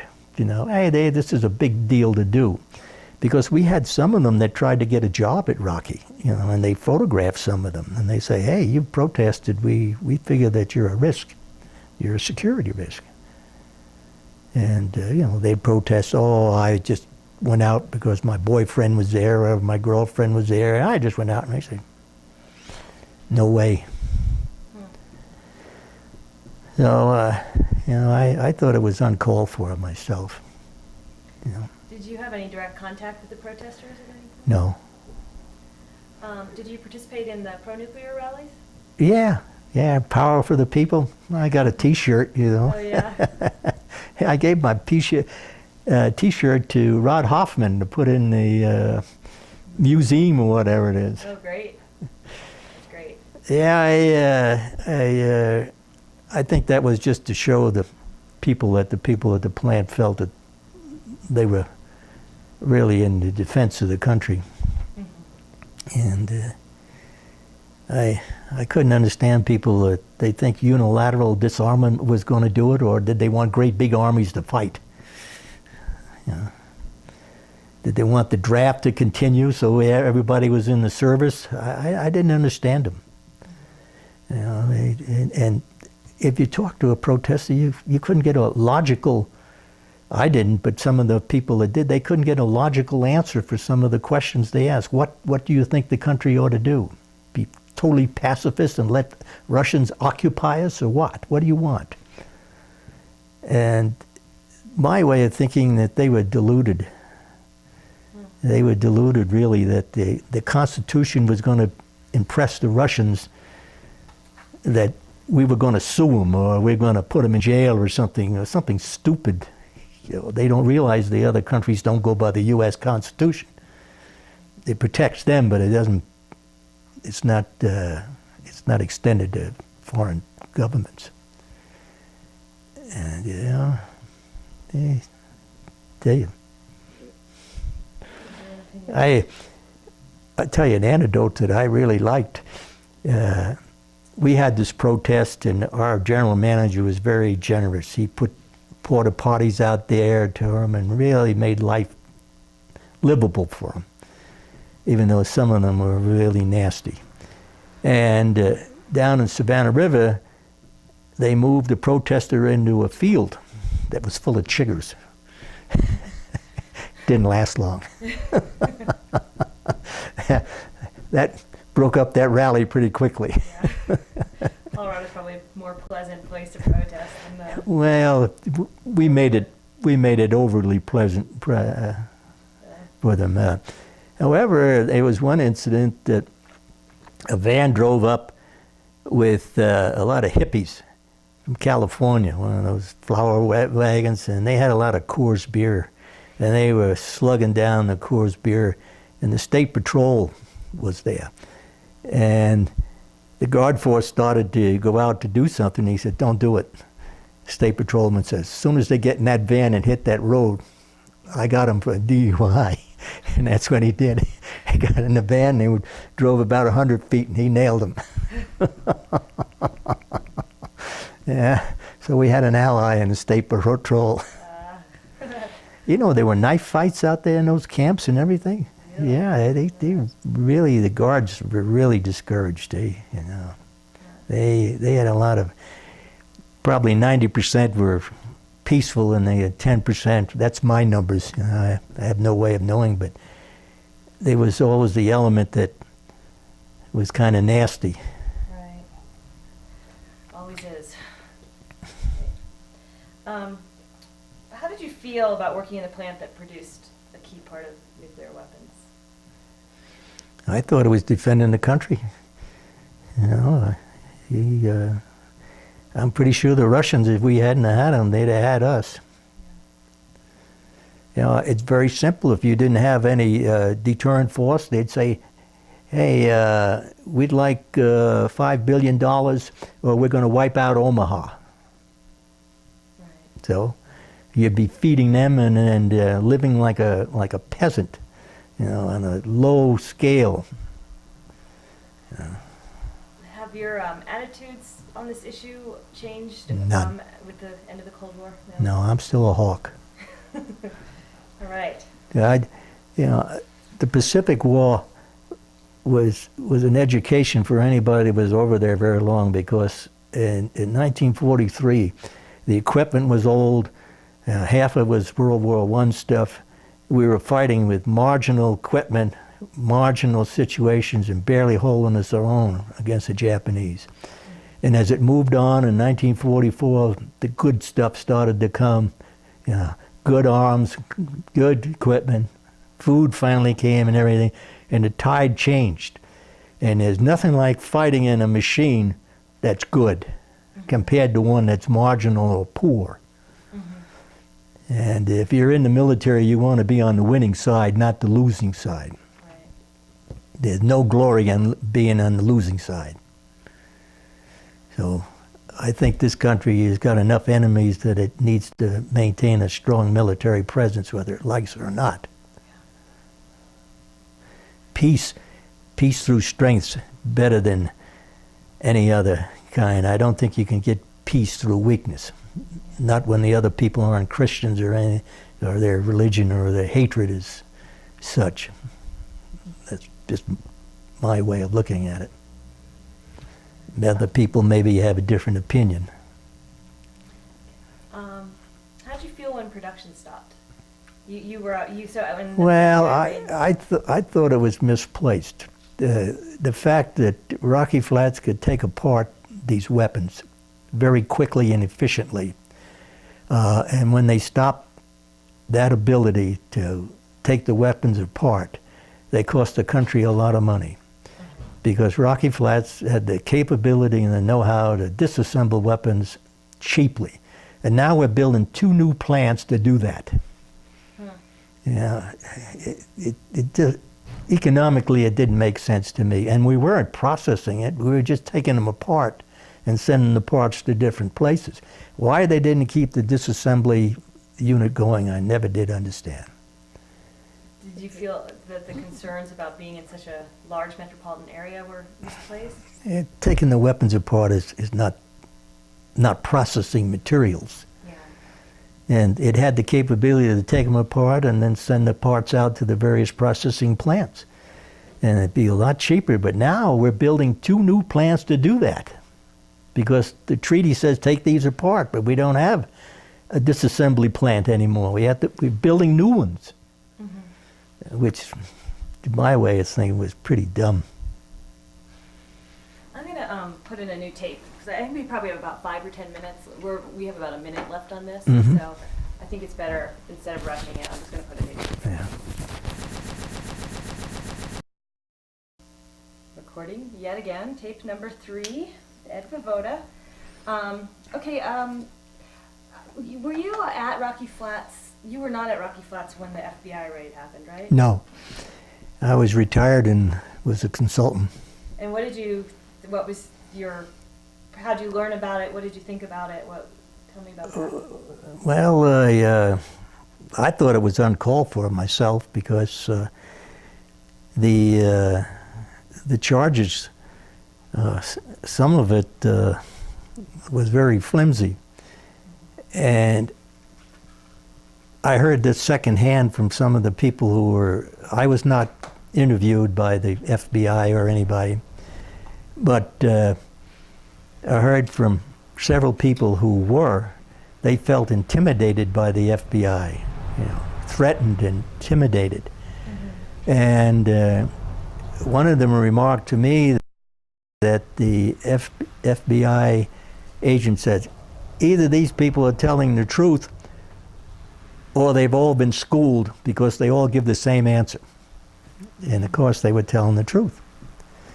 And the one thing they didn't like about the FBI was the carrying of small arms and the guns. And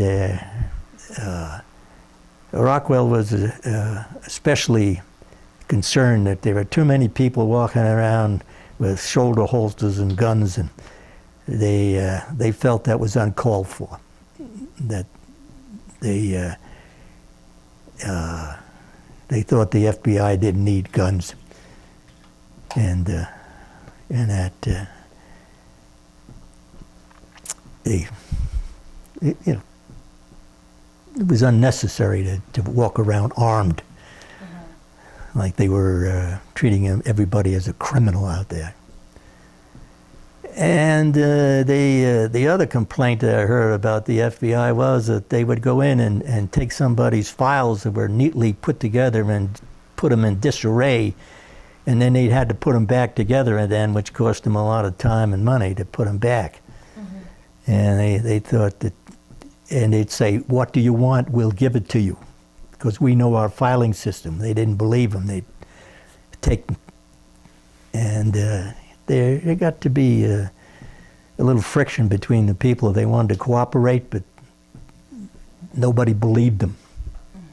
Now, this is all secondhand, not firsthand, so I'm just parroting what people told me, because I didn't have any contact with them at all.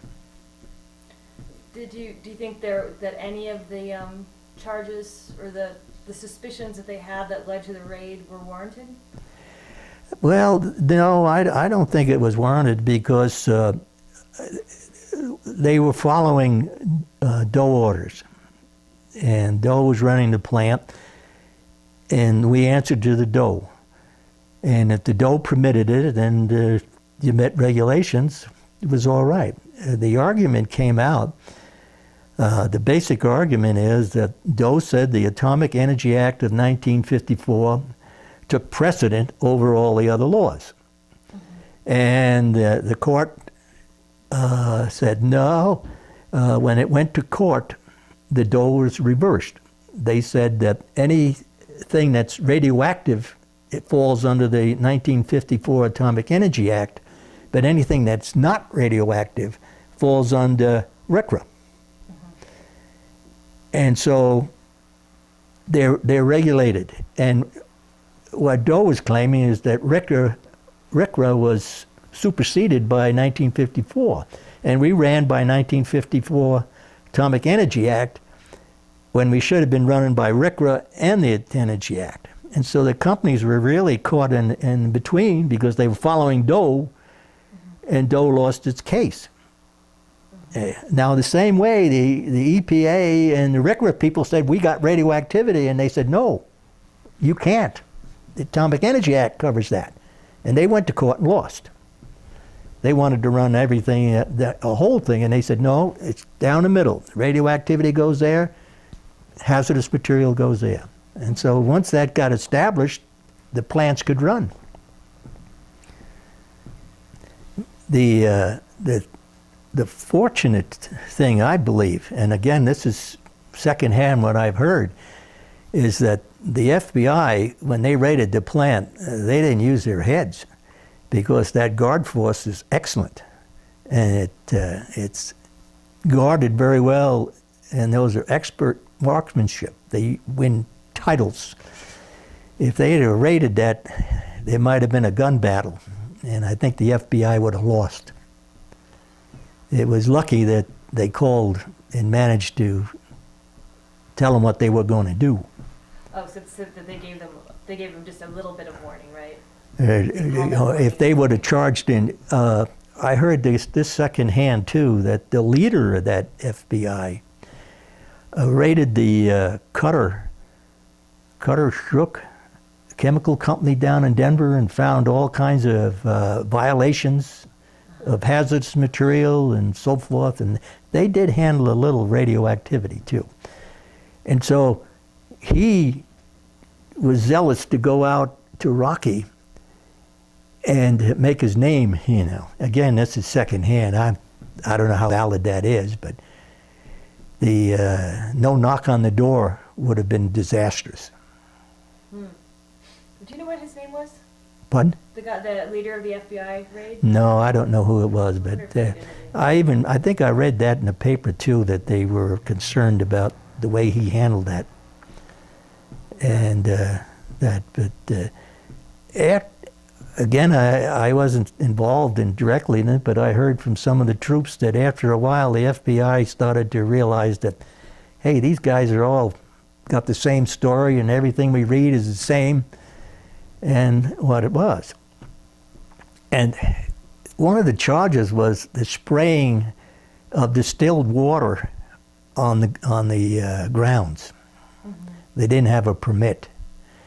Building 374 evaporated the solutions and took the water and condensed it, okay? And it didn't meet reuse to the boiler plant because it had a slight amount of ammonia in it due to the entrapment of the air. And so we couldn't use it in the boiler, which was the original plan. So we sprayed it on the grass. Now, no one thought to get a permit to put distilled water on the grass. We didn't have an EPA permit to spray distilled water. You know, that's battery water, you know, perfect water except for a little bit of ammonia. And everybody said, I can't believe that. You know, we should have had a permit to spray. And that was a charge. And I thought it was irrelevant, really. It wasn't hazardous. When it rains, it takes ammonia out of the air too. Right. And so some of the charges, and then they claimed that we ran some incinerators without a proper permit. But we did have a state permit, but we didn't have an EPA permit. Now, who runs it, the EPA or the state? Again, another catch-22, because the state gave us a permit and we had a license, but we didn't have an EPA license. So it was another one of those legal type of things. I thought that the rate and the way they worked it out was a conflict between the various agencies. Yeah. Do you have a sense that the regulations, I mean, and I guess not the regulations caught up to Rocky Flats, but that the Rocky Flats was doing what it was doing, and then these regulations came, and all of a sudden what Rocky Flats was doing was illegal? Well, I think the fault lies with Doe, because Doe ran us, and their interpretation of the laws is what we followed with. We had no prerogative to say, hey, we're not going to do it, we're going to do over here, because we were paid by them and we had to follow their rules. And the rule was that they felt that the Atomic Energy Act of 1954 was all-encompassing, and it turned out the courts didn't agree with them. So that came about. So how did you find out about the raid? Did you read about it in the Read it in the papers? paper.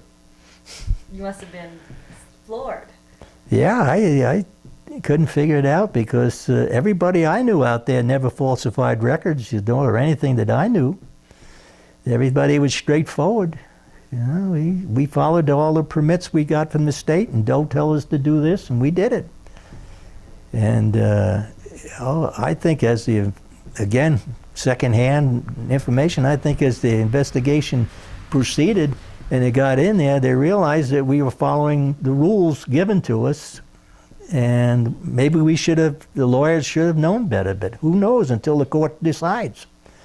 I think once the court decides, and then if you didn't follow that court order, then you were in trouble. But everything in front of it is, to me, it's not chargeable. It's retroactive making a law.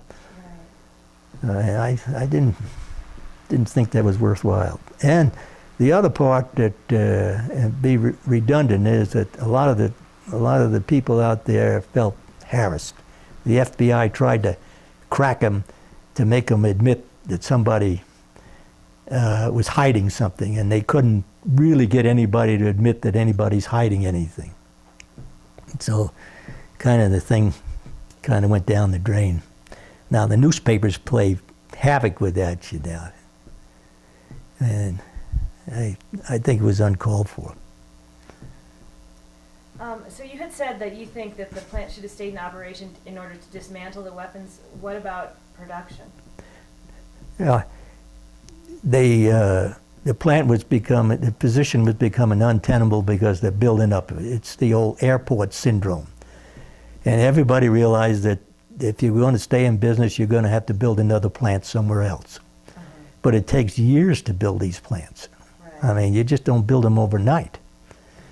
And so they could have kept that part open and slowly, they could have be taking weapons apart today, because we're storing them and we're not taking them apart because we don't really have the facilities to do it. We can do onesie twosies, but you can't do hundreds. Right. Do you think we still need to be producing more weapons, or are there enough now? I think that there's a program, Stockpile Integrity, and the biggest problem is that you can simulate a lot of things on the computer, but the physicists that look at the hard data say, hey, the shots down there where our codes, we know that works. We got these computer codes. We know the yields. We know how these things work. And we can put it on a computer and run models, but you're not sure. Right. You just that. So you may have to over-design or something like that. So probably you can design future weapons by overbuilding the weapon unnecessarily, because the codes, you build something you never test is dangerous. So you think there needs to be more testing, or you just need to... People don't understand that there are weapon effects too. There's a delivery agent, and there's fratricide. You set one of these off, and the second one coming through probably destroyed because of the first one. electromagnetic impulses and everything destroy all the systems, and some of the materials won't stand it. And so there's always a question, will this work? Will they all work? And there's aging. Things age, and it's very hard to tell aging, like corrosion, that's ages, but due to corrosion is very different. The mechanism and the corrosion and the stresses put up in this thing, it's very hard to duplicate that on a computer because you really don't know. So what is it that you think should be done? Well, I think that you don't really have to test them. I think that you probably have to hope by computerization that you build the next system with built-in safety. Right. Eventually, you can't keep making them the way Rocky Flats do them. You can't buy the tooling, you can't buy the thing anymore. It's just not feasible. Yeah. And so 10, 20 years, and I think they're going to be around a long time because the rogue nations, they'll threaten the death out of you if you don't have some kind of retaliatory strike. But what we have would suffice for now. Yes, probably, but there are other people that study this thing in the Pentagon. I'm just a maker and not a user. Right. But looking at things coming back, that these things do age. Yeah. And I've looked at an awful lot of them that have come back in from the stockpile, and you say, well, a lot of things happen to them out there because they go through cold weather, hot weather. A lot of things happen, and they're very complicated. They're not simple. They're built so that if lightning strikes them, nothing happens. And the explosives are all designed. There's a lot of detonators and a lot of wiring, and they're very, very, very complicated. They're not simple. So it takes a lot of know-how to run these things. Yeah. Does it scare you to think what's going to happen when that know-how and people who know how to build them? Well, watching Los Alamos, go through that starting up, it takes a long time to get that expertise. Yeah. And the materials and stuff, it's not learned that quickly. It's experience, and they're getting their hands wet, and they're learning how to go on. Is there some reinventing the wheel that's going Yeah, on? well, you do realize that we have what they call the modern pit facility. The DOE wants to build a new Rocky Flats with smaller capability. I happen to be on the committee. I'm a consultant to it, and they're looking at that, but it's slated to go on stream like in the 2015, 2018, That's a long time. In the meantime, Los Alamos has to fill in the voids. And how many there per 1 or 2 a year? It's a lot less, or is it? No, it's in the hundreds. And how many did Rocky Flats produce? Can't tell you that one. Okay. And production schedules are what they call SRD, secret restricted data. Okay. Fair enough. Tell me what you think about the cleanup. Well, I think that it's gone pretty well, and I think a lot of the old timers helped Kaiser Hill do a good job of telling them where all the problems were, and they've moved that. There's some feeling that a little bit of sacrifice of safety. Oh, really? Yeah, because, and I can't fault them because a cleanup is a brand new job. You do learn from it, but everyone is different. In other words, if you had the identical second thing to clean up, you'd do a lot better job because the learning curve goes away because it's gone.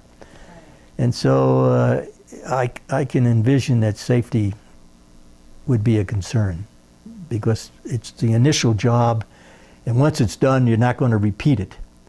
Now, some of it's transferable, but a lot of it isn't because the environment is altogether different. But they've done a credible job. Do you think that With that- a, I think that they've moved ahead pretty well. do you think that site will ever be truly safe and clean? Oh, yeah, to some degree, there'll always be monitoring there, and I think that in years to come, it'll be a refuge of some kind. And it all depends your tolerance for radiation. It really is, yeah. And this country's full of radiation. It's a high radiating area. The hills are full of natural uranium and thorium and radium. We got a lot of radioactivity around here. Radon is very present because of the decay of the chain. And the cosmic rays at this level in the mountains, so radiation's pretty prevalent. And it's an anomaly because the low level of radiation received here would suggest that this is a bad place to live. But the longevity of people who live here is such that it's conversely the theory. Yeah. Right. And they say, hey, all those people, they ought to have short lives because they're in a high radiation area, but, and there are people who say low dose does to you, but maybe it's the lifestyle out here, and maybe it isn't that harmful. Who knows? It doesn't bother me, but, I'm used to radiation hazards, so probably my list of tolerance is higher. Few just wrap-up questions. What do you think were the best things about working at Rocky Flats? Well, the best things I liked were the people. I think the people were great. I think we had probably one of the best workforces around. And the two contractors I worked for, I thought Dow was superior to Rockwell, but they both were great. There was pretty close. I think that the two people, EG&G, I didn't have very much contract with, but they were a do-nothing contractor, and that's why they left. If you don't do anything, nothing happens to you. Right. If you do something, you're liable to make a mistake. And EG&G didn't do anything, so they didn't make a mistake. Right. But they didn't get anything done. They spent a lot of money just being house takers, caretakers. And Doe finally realized they got to get somebody in there to clean up the place and take the risk. But I like the people first, and the second thing, I like the challenge of working with these materials because they were a challenge, and handling them, and it was great. Every day there were technical challenges to overcome, to meet the schedules, and so it went fast. And I enjoyed working there very well. And the risk I just accepted. And I raised a whole family on it, and what they paid me and everything. So I put 3 of them through college and everything, and and so forth. So I feel that I've done my part, and I feel I helped the country remain secure. So I can pass on not feeling any remorse at all. But I really enjoyed the people. They were great. What were the most difficult things about working there? The most difficult thing to me was the protesters. We were doing something the country was asking us to do, and they were protesting that decision, and they picked on us instead of picking on the people who were making the decisions. And they seemed to ignore them. They concentrated on us who were just doing a job. And I couldn't fathom that. And you never had any dialogue with them. You couldn't ask them what they want, how they looked at it. It almost seemed to me they enjoyed antagonizing us. They really enjoyed that part of it. And it was a big lark to carry that out without any consequences at all, what they were doing. When you say a lark, you mean it was Well, you know, let's go out and pro. protest. It's great running around out there, you know. Yeah.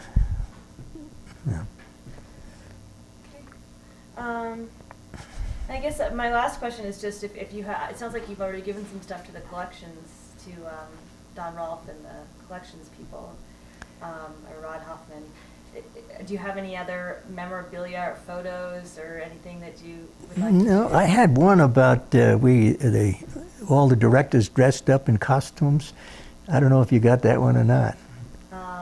Did you give it to someone? No, I got it somewhere in the house. You know, we had a program called Life is Fragile. Did you ever hear that one? No.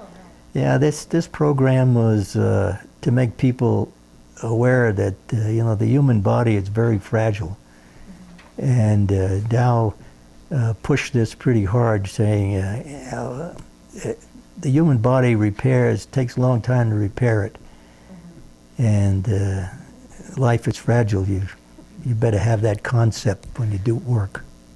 So the safety program. Right, it was a safety program. And I have you went through sort of a course. It was just a presentation to get that concept over that life is fragile, and that when you work you got to realize that concept and take care of your people and make sure that you maximize safety. And contrary to what people said, safety came first and production came second, because we stopped production many times to fix anything that we felt that was unsafe. Now the union carried that to excess, but you know, even their excesses would help us once in a while to get a good balance. Do you have an example? I mean, there is some risks involved in working.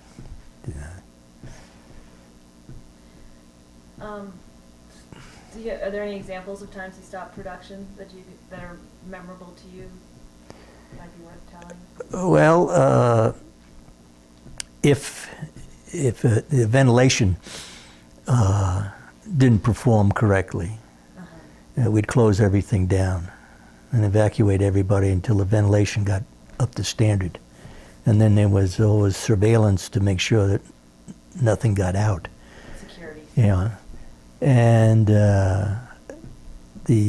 we had emergency drills where we'd stop production and check the emergency generators and the systems that provided the emergency power.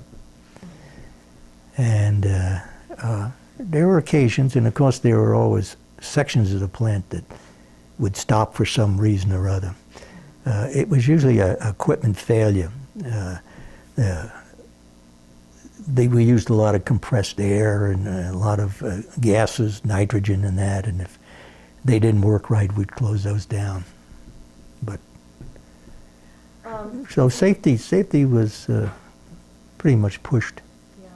You were saying the directors were dressed up for life. Yeah, this was What were just they a wearing? lark. It was, well, you know, the directors, we were so serious all the time that the plant manager said, well, we got to have some levity in this business, so he dressed us up in costumes, and we had a little after-hours party, you know, and had this picture taken, you know, just a comradeship. And the Rockwell also, we have not a staff meeting, but they'd take us out to a restaurant, you know, and take the wives along. So the wives got to meet people, and our boss was on the West Coast, and they'd come with their wives, and so it'd make it more of a knit thing, because we were spread out in the plant. We had a monthly meeting, a weekly meeting, but you know, it was all business. And so they felt that, and and Dow especially felt this way. Dow was a very family company. When you got your interview, they asked how your family life was, because they said if your family life isn't right, your job is going to suffer because you're thinking about that. So they were very, very cognizant about having a happy family life, and they frowned on overtime. They didn't like overtime because they said if you work overtime, either we need to get you help, or the job's too big for you, or you need consultants or something. You need help some way or other, so you're not working overtime. Once in a while for an emergency, yes, but not consistently. They really preached a 40-hour week, and they said that's enough. And if they'd want your time, and if some guys were eager, they'd work longer. You know, they'd call them in and say, "Hey, we don't like that. You know, you got a life outside the plant, and you better take care of that, because a happy family man's a good worker. An unhappy family man is a marginal worker." That was their philosophy. And Rockwell kind of had the same philosophy, which is true. Yeah, and so consequently, we'd take the wives out a lot, and we had these big snowflake. Dal had these big snowflake parties, Christmas party. Mm-hmm. Boy, they were huge. And they'd rent someplace down in Denver in a hotel, and you'd stay overnight, and everybody, they had a great party. Plenty of dancing and everything. Snowflake. And we had safety awards. These safety awards, they were blankets and little radios, for every time you got to 1,000,000 man hours, your safety team got an award, and you got a free dinner and everything. Yeah. So, is there anything we haven't covered? Oh, I think we've covered it all. Okay. I'll turn off the recorder. Right. And